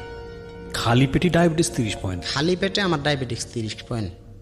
ডাক্তাররা অনেক ভালো ছিল, আমার বলতেছে আপনার বাঁচার কথা না, যে এই পর্যায়ে মানুষ বাঁচে না, তো আপনার বয়স অল্প তাই টিকা রয়েছেন, এখনও বিছনায় পড়ে রয়েছেন, আর 1 সপ্তাহ যদি দেরিতে আইতেন আপনার রক্তটা নষ্ট হয়ে আপনি মারা যাইতেন। পরে ডাক্তার আমার চিকিৎসা দিল, আমি আস্তে আস্তে আস্তে আস্তে সুস্থ হইতে থাকি। সুস্থ হইলে 1 বছরের মাথায় আমি আল্লাহর রহমতে পুরোপুরি সুস্থ হয়ে যাই। 14তে, এই 15তে, 14তে আমার ডায়াবেটিক্স ছিল, 15তে আব্বা মারা গেল। 14তে আব্বা তখন মারা গেল, ওই হাসপাতাল থেকে বলল যে বাঁচব না, নিয়ে যান। সোমবারে বাড়ি নিয়ে গেল, মঙ্গলবার আব্বা মারা গেল। যখন মারা গেল আমি বিকালে খবর আসলো মারা গেল, আমি যামো বাড়িতে পুরা রেডি, কিন্তু আমার কেস চলতেছে, পুরা রেডি যামো, কিন্তু বাড়ির কেউ আমার যাইতে দেয় না, এবং মা আমার বাহিরে ছিল, মাও বলে যে যাওয়ার দরকার নেই, যা হওয়ার হয়ে গেছে, এখন তুমি গেলে যদি তোমার অ্যারেস্ট বা ই করো তাইলে তো সেই পুলিশ থাইকে আব্বারে মাটি দেওয়া হয়। আর আমি তখন চিন্তা করলাম যে এই বিউটির লেগেই এত কিছু, বাড়িঘর ছাড়লাম, সব কিছু ছাড়লাম, এতদিন ধরে বাড়িতেও যাই না, পোলারও দেখি না। পরে বিউটির কথা চিন্তা করে বাড়িতে আর গেলাম না বাপেরে মাটি দিতে, যে আমি যদি বাপেরে মাটি দিতে যাই অ্যারেস্ট হয় তাহলে এর জীবনটা নষ্ট হয়ে যাবে। তোর জীবনের কথা ভাইবা যে আমার জীবন তো, বাপ তো মারা গেছে, আর তো ফিরাইব না। আমি পরে শান্ত হয়ে গেলাম, 2 দিন কেন থেকে এটা আর গেলাম না। রিফাতরে তখন আমার বাড়িতে দিয়ে দিল, বা মরারও 2-3 মাস পরে তো রিফাতরে দিয়ে দিল। তো রিফাতরে নিয়ে এলাম এখানে। এখন বিউটির মনে করেন যে আস্তে আস্তে ব্যবহার খারাপ হতে লাগলো, আমার কাবিনের কাগজ উঠায় আনো, হ্যান ত্যান। তাই আমি বললাম যে বিয়ে তো করছি, তা কাবিনের কাগজ উঠায় কি করবা? কয় না আমার লাগবো কাগজ। তো রিফাত আসার পর আর খারাপ ব্যবহার আরও বাইরে গেল, রিফাতের সাথে খারাপ ব্যবহার করে, আমার সাথেও করে, করতে করতে পরে অতিষ্ঠ হয়ে গেলাম। আমি এমনি ডায়াবেটিক্স রোগী, এর ভিতরে যদি এসব ব্যবহার দেখি তাহলে আমার সেন্স ঠিক থাকে না। তো ছোটো মানুষ দুষ্টামি ফাইজলামি করে, রিফাত একটু দুষ্টামি ফাইজলামি হয়তো বা করতেছিল, কিন্তু সে সেটা মাইনে নিতে পারে না। ফার্স্টে খুব ভালো ছিল যে তোমার সন্তান আমার সন্তান, তোমার সন্তান কখনোই আমি খারাপ ব্যবহার করবো না বা আমি দেখবো, তখন তো ভালো কথাই ছিল। কিন্তু নিয়ে আসার পরে আর ওই পর্যায়ে আমি দেখি না। রিফাতরে 6 মাস পরে মাদ্রাসায় রেখে আসলাম, আমগো এলাকায় মাদ্রাসায় ভর্তি করে দিলাম। তো রিফাত মাদ্রাসায় ভর্তি দিলাম, আমার ছোটো বোনের বাড়ির সামনেই মাদ্রাসা, ওখানেই ভর্তি করে দিলাম। তো পড়তে পড়তে ও মাদ্রাসায় পড়তেছে, আমরা এনে থাকতেছি, কিন্তু এর অত্যাচার দিন দিন বাড়তেছে। আমার যে অসুখ হইল এরপর থেকে এর অত্যাচার দিন দিন বাড়ে, শুধু আমার সন্দেহ করে আমি অসুস্থ, কাজকাম ঠিক মতো করতে পারি না, আজ ভালো কাল খারাপ, কাল ভালো পরশু খারাপ, কাজকাম ঠিক মতো করতে পারি না। ও আমার সাথে খারাপ ব্যবহার করে, বকাবাধ্য করে, অশান্তি সংসারে, বনিবন্ত নেই। এখন কইতে আছে, কয় তাইলে আমার আবার বিয়ে করো। আবার বিয়ে করো? হ্যাঁ, তুমি ওটা ঠিক মতো বিয়ে আমার করো নাই, কাবিন নাই, কিছু নাই, কাবিনের কাগজ দেয় নাই। তখন এক পর্যায়ে আবার ওরে বিয়ে করি। বিয়ে করার পরে তখন রিফাত তো মাদ্রাসায় গেল, থাকতাছি। এখন আমি এক বাসায় ভাড়া থাকি, ওই বাসায় মনে করেন যে এক ম্যানেজার নিয়েছিল, ওর ছেলেটা খারাপ ছিল, ওই নানান মেয়ের সাথে সম্পর্ক ছিল। তো এগুলো আমি একদিন দেখা ফেলানোর পরে ওই ম্যানেজারের ছেলের সাথে টয়লেটে ধরি, ওই ছেলের সাথে আরেক মেয়েরে। তো ওই ম্যানেজার ওই দিন থেকে আমার উপরে একটু খেপা ছিল। তো আমি ঘুমাই রয়েছি সকালবেলা, তো ম্যানেজার সব মানুষেরা ডাকছে, ডাইকা কইতাছে কয় ওই মেয়ের রুমে মানিক ঢুকছে। ডাইকা ঢুকে আমার রুমে, আমি ওই মেয়ের রুমে মেয়ে, মানে এর অর্থ হলো বিউটির কাছে আমার খারাপ বানাইব। পরে বাড়িওয়ালারা ডাকলো, বিচার বইলো। তো বাড়িওয়ালা বলতেছে যে মানিক কোন রুমে ছিল, মেয়ে কোন রুমে ছিল। পরে মেয়ে বলল যে আমি তো, ম্যানেজার নিয়ে বললো যে না, মেয়ে ছিল মেয়ের রুমে, মানিক ছিল মানিকের রুমে। কয় তাইলে আর বিচার কি? আর ওই ম্যানেজার নিয়ে মাপ চাইলো আমার কাছে, কিন্তু বিউটির কাছে আমার কালার বানাই দিল। এখন বিউটি কয় যে ঘটনা না ঘটলে ধরারা এই কথা কইতো না, বিচারও ডাকতো না, তাহলে কথা সত্যি। এখন বিউটি আমার প্রতি আরো খেপা গেছে। আগে তো শুধু অশান্তি, এখন মহা অশান্তি। সহ্যই ওইটা, ও আমার সহ্যই করতে পারে না। আর পরে সংসার করতে করতে আমার অসুখ তো আছেই, এই ভালো এই খারাপ। ও কামাই টামাই করে, চাকরি করে, অনেক সময় ওই সংসার চালাই, আমিও চালাই। এখন ওর বাপ মা, ওর যে আগের একটা সন্তান ছিল, ওর বাপ মা কখনোই আমার মাইনা নেই। ওর বাপ মার ইচ্ছা যে তুই একলা বিয়ে বইছস, তোরা অনেক রাখবো না, তোরাই না আগের স্বামীর কাছে দিয়ে দেবো। আগের স্বামীর কাছে যদি দিব, আগের স্বামী যে মেয়েটা নিয়ে পালাই গেছিল 2 বছর পরে ওই মেয়েটা বাড়ি চলে যায়, আগের স্বামী একা হয়ে যায়। কিন্তু ওরে ওই অনেই দিয়ে দেবো, আবার দিলে ওই যে সন্তানটা মা পাইব, এই জন্য দিয়ে দেবো। কিন্তু আমার সংসারটা ভাঙ্গা দেবো। হারা অনেক ষড়যন্ত্র, অনেক কিছু করতেছে বিউটির সাথে, বিউটির সাথে, বিউটির দিয়ে আমার কাছে খারাপ ব্যবহার। আমি একটু একদম শর্ট করে আপনার কাছে 1 মিনিটে জানি, আপনি এখন বিউটির সঙ্গে আছেন না নাই? এখন নাই। এখন নাই। বিউটির ঘরে আপনার কোনো সন্তান আছে? না না, সন্তান নাই। আগের যে নীলুফার, তার সঙ্গে আপনার যোগাযোগ আছে? না। নীলুফা কি বিয়ে শাদী করেছে? আমি জানি না, কারণ ও তো বাহিরে, দেশের বাইরে। আপনি যোগাযোগ করেন না? একবার বাচ্চা দুটো আসছিল। কোথায় এখন? হ্যাঁ, বাচ্চা দুটো কোথায়? বাচ্চা দুটা ওই যে আমার ছোট ছেলে, ওই বাড়ি থেকে আসার পরে ওরা আর আমি দেখি নাই। মানে আপনি ছোট ছেলেকে দেখেন নাই? বড় ছেলে? বড় ছেলে আমার কাছে। বড় ছেলেটা আপনার কাছে? ছোট ছেলেকে আপনি কত বছর যাবত দেখেন না? এখন 7 বছর হয়ে গেছে। মানে আপনি জানেন না আপনার ছেলের চেহারা কেমন? না। এই সংসার জীবনের যে কমপ্লেক্সিটি, সেখানে আপনার ভুল কি? সেই জায়গাটা থেকে আসলে আমাদের কোনো কিছু বলার নাই। তবে আপনি একটা মহৎ কাজ করছিলেন, মহৎ কাজটাই বলি, সেটা হচ্ছে আপনার পারিবারিক যেই অবস্থার মধ্যে আপনার ওয়াইফকে আপনি পেয়েছেন, আপনার কথা অনুযায়ী আপনার ভাইয়ের সঙ্গে, এখান থেকে বের করে নিয়ে এসে আপনি একটা সংসার করার চেষ্টা করেছিলেন। কিন্তু সেই সংসারটা না হলেও চেষ্টা করেছিলেন, এবং এটা খুব ভালো। কিন্তু সংসারটা থাকা অবস্থায় আরেকটা মেয়ের প্রতি ফলেন, এটা আমার কাছে মনে হচ্ছে একটা চরম পর্যায়ের ভুল। হ্যাঁ, শেষ হয়ে যেতে পারতো যে ঠিক আছে আপনার স্ত্রীর সঙ্গে আপনার এটা হচ্ছে না, আপনার স্ত্রী আপনার মতো করে, আপনি শতবার চেষ্টা করেছেন, পারলেন না, ডিভোর্স হয়ে যেতে পারতো, শেষ হয়ে যেতে পারতো। থাকার পরে গিয়ে আপনি যদি সিদ্ধান্ত নিতেন যে না এবার আমি নতুন করে একটা সংসার করতে চাই, তখন বিউটি আসতে পারতো বা অন্য কেউ আসতে পারতো, সেটা ঠিক ছিল। কিন্তু আপনার স্ত্রী থাকা অবস্থায় আপনি যখন একটা সম্পর্কের সাথে জড়াচ্ছেন, তখন এটা আপনার ভাইয়ের মতোই ভুল আমার কাছে মনে হয়। হ্যাঁ, ওটা একটা অবৈধ ব্যাপার, আর এটা রিলিজিয়নের জায়গা থেকে হয়তো বৈধ, কিন্তু মনোজাগতিক জায়গাটা থেকে এটা একটা ওয়াইফ কীভাবে মেনে নেবে যে আমার হাজব্যান্ড সে আমাকে না জানিয়ে আর একটা মেয়েকে বিয়ে করেছে, যেখানে আমি কনসিভ করা এবং আমার একটা বাচ্চা আছে। তো এটা একটা বিশাল ভুল, এবং এই ভুলগুলো বা এই জায়গাগুলোই আজকে আপনাকে এই কাফনের কাপড়ের জায়গাটাতে নিয়ে আসছে। আমার এটা বলতে অপেক্ষা রাখে না, নইলে আসলে আপনি কেনই বা যাবেন একজন মানুষের কাছ থেকে পরামর্শ নেবার জন্য? আপনি যার কাছ থেকে নেন না কেন, ধরে নিচ্ছি সে একজন জ্ঞানী মানুষ, এবং দিন শেষে আপনি আসলে সংসার ছাড়া একজন মানুষ, ঘর ছাড়া একজন মানুষ। আমি কি ভুল বলেছি? না। এই ঘর ছাড়া একটা মানুষের যে কষ্ট, যে ভয়ানক রকমের কষ্ট, এটা আসলে আমাদের এই সিক্রেটসে বোঝাটা খুব মুশকিল। যার আসলে ঘর নাই, তার আসলে কিছুই নাই। আপনার মা বেঁচে আছেন? হ্যাঁ, আমার মা এখনো আসে নাই বাইরে থেকে, এখনো দেশের বাইরে আছে, এখনো 11 নাই বছর বললেই চলে। আবার বাবা, সে তো বাবা কোথায়? বাবা তো মারা গেল। বাবা তো মারাই গেল, সেটাই বলছি। তার মানে ভাইদের সাথে তো সম্পর্ক এক করতে নাই বললেই চলে। হ্যাঁ, ছোট ভাইয়ের সাথে কথা বলি, বোনের সাথে কথা বলি। তার মানে আপনার দিন শেষে এই রাগ, দুঃখ, কষ্ট, ভালোবাসা এগুলো শেয়ার করার মতো কেউই নাই আসলে। না। তো এই মানুষটা আসলে মৃত মানুষই, এই এক অর্থে এটা একটা মৃত মানুষই বলে চলে। তো আমি যেটা বলবো, জীবনের যে সিক্রেটসগুলোর জন্ম হয় এই দিস কাইন্ড অফ কমপ্লেক্সিটি, যেগুলো আমাদের লাইফটাকে অনেক বেশি পাজল করে ফেলে। এবং এই অনুষ্ঠানের ভিডিও ফুটেজ আপনারা দেখেছেন, আমি ইউটিউবে দিয়েছি। তো আমি সেই জায়গাটা থেকে বলবো যে সংসার মানে হচ্ছে, আমরা যখন অনুষ্ঠানটা শুরু করি তখন আপনার সঙ্গে আমার কথা হচ্ছিল, সংসার অনেক বড় একটা জটিল যুদ্ধক্ষেত্র। এই যুদ্ধক্ষেত্রে জয়ী হওয়ার জন্য আমাদের কোনো পাঠশালা নাই, আমাদের কোনো এক্সট্রা আমাদের কোনো কারিকুলাম অ্যাক্টিভিটিস নাই, আমাদের কোনো পড়াশোনার কোনো জায়গা নাই। কিন্তু আমার কাছে মনে হয় যে এই সংসার যুদ্ধটাকে আসলে জানার জন্য বাধ্যতামূলক পড়াশোনা থাকা উচিত ছিল। এই যুদ্ধটা আমরা করি পারিবারিক শিক্ষা থেকে, আমরা পরিবার থেকে যেটা শিখি সেটাই আমরা আমার পরবর্তী জীবনে এক্সারসাইজ করি। এবং এই জন্য দেখবেন যে বিশ্ববিদ্যালয়ে পড়ুয়া একটা ছেলে কিংবা একটা মেয়ে, সে কিন্তু তার হাজব্যান্ডের কাছ থেকে সেটাই এক্সপেক্ট করে যেটা তার সে সংসারে দেখেছে, সংসার বলতে যেটা তার মায়ের সংসারে সে দেখেছে। দেখবেন যে সেভাবেই আচরণ করছে যেটা তার মা তা করেছে। কিংবা আমি যদি ছেলের ক্ষেত্রে বলি যে ছেলে বিশ্ববিদ্যালয়ে পড়ুয়া এবং সে অনেক মডার্ন, অনেক অ্যাডভান্স, কিন্তু সে তার বউয়ের কাছ থেকে সেটা এক্সপেক্ট করছে যেটা সে তার পরিবারে দেখেছে বাবা তার মার সাথে যে আচরণটা করেছে। কারণ আমাদের এইটা ছাড়া আমাদের আসলে আর তেমন করে শিক্ষার কোনো জায়গা নাই সংসার নিয়ে। কিন্তু সংসার অনেক ভয়ানক একটা যুদ্ধক্ষেত্র। সংসার যুদ্ধক্ষেত্র বলছে এই কারণে যে একে অপরের যুদ্ধ না, একজন আরেকজনের সাথে মানিয়ে নেওয়ার যুদ্ধ, একজন আরেকজনকে স্যাক্রিফাইস করার যুদ্ধ, একজন মানুষকে টলারেট করে তাকে জীবনে জায়গা দেওয়ার যুদ্ধ, এবং দুজন মিলে একটা জায়গায় স্বপ্ন দেখার যুদ্ধ।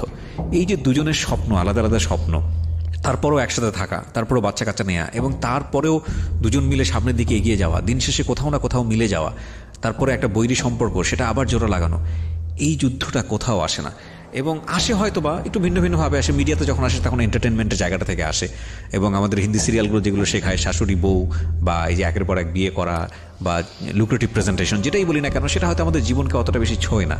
কিন্তু এই মানুষগুলো যখন এসে এখানে সিক্রেটসে নিজের গল্পগুলো একের পর এক বলে যান, এবং একেবারে প্রান্তিক পর্যায়ের একটা, উনি কাঠ মিস্ত্রি যদি ভাবেই বলি, উনি একজন কাঠ খোদাই করা মানুষ, উনি এসে তার গল্পটা বলে গেলেন। এই কাঠ খোদাই করা একজন মানুষ আর মধ্যবিত্ত পর্যায়ের একজন মানুষ কিংবা উচ্চবিত্ত পর্যায়ের একজন মানুষ, তাদের জীবনে এই ঘটনাগুলো সবার জীবনেই ঘটে, কিন্তু বলার জায়গাটা ভিন্ন। উনি যেভাবে বললেন সেই বলাটা জায়গাটা থেকে আপনার কাছে কখনো মনে হতে পারে দ্য প্রেজেন্টেশন ইজ ন্যাস্টি, কিন্তু এই ঘটনাটাই যদি একজন উচ্চবিত্ত পর্যায়ের একজন মানুষের জীবনে এর চেয়েও ভয়ঙ্কর ঘটনা ঘটে গেছে, উনি যদি এসে বলেন, উনি খুব সুন্দর করে ফিল্টার করে বলবেন। তো বলার জায়গাটা থেকে ওই জিনিসটা আপনার কাছে মনে হবে সো নাইস টু হিয়ার। আমি এই জায়গাটাকে সবসময় অ্যাভয়েড করেছি, বা আমি জায়গাটাকে চ্যালেঞ্জ হিসেবে নিয়েছি সবসময় আমার অনুষ্ঠানের প্রেজেন্টেশনের জায়গাটা থেকে, যে কারণে অনেক সময় সমালোচিত হয়েছি ডেফিনেটলি। বিকজ আমি মনে করি প্রত্যেকটা মানুষকেই বলার সুযোগ দেওয়া উচিত, এবং সেই জায়গাটা থেকে কি মেসেজ আপনি নিচ্ছেন এই গল্পটা থেকে সেটা জানাটা খুব জরুরি। কারণ এখানে যারা আসেন তারা প্রেজেন্টার না, তারা ট্রেন আপ করে আসেন না, তাদের মতো করেই বলেন, কিন্তু ওই বলাটাকে না বড় করে দেখে বরং গল্পের ভেতরে ঢোকা উচিত। তো আজকে গল্পের ভেতরে ঢুকে আমার কাছে মনে হয়েছে যে পারিবারিক এই অন্তর্দ্বন্দ্ব, ভয়ঙ্কর রকমভাবে মানসিক চাপ, এবং একটা সংসারকে আলাদা করে বাঁচার যে স্বপ্ন, এবং সেখানে গিয়ে একের পর এক ভুল করে যাওয়া, দিন শেষে আমাদের যিনি আজকে অতিথি মানিক, সে সম্পূর্ণ একজন মানুষ। এই সিক্রেটসটা আর কারো জীবনে না আসুক, তবে এটা ঠিক আমাদের প্রত্যেকের সংসার জীবনে কিছু না কিছু সিক্রেট থাকে। সব কিছু মিলিয়ে সামনের দিকে এগিয়ে যাওয়াটা জরুরি। আর যেটা আমি বলবো, এটা আমার মনে হয় ওটা তাকে সবার জীবনেই সত্য, সংসার জীবনে। সংসারের আরেকটা অর্থ হচ্ছে sacrifice.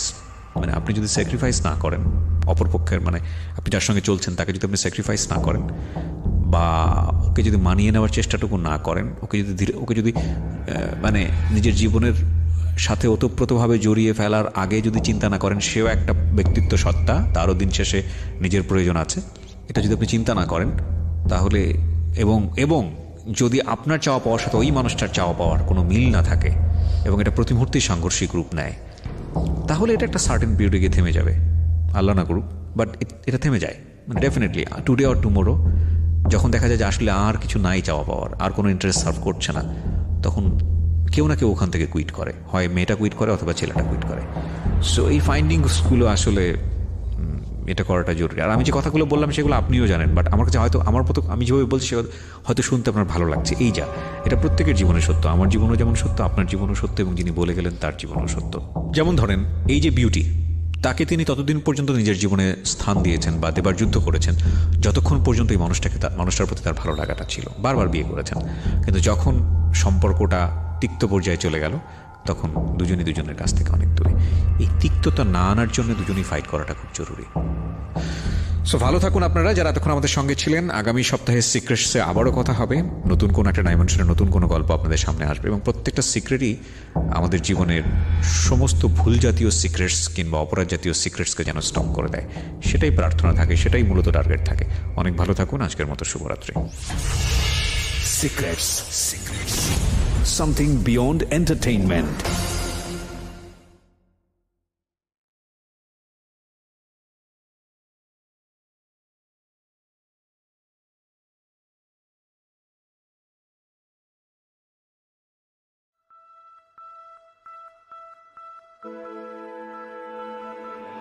Love, hate, challenge, motivation, lies, truth, impossible, virtue, morality, something beyond entertainment. Welcome to my stage of reality. Stay tuned. Sunday and Wednesday with me, RJ Kibriya, only on Dhaka FM 90.4.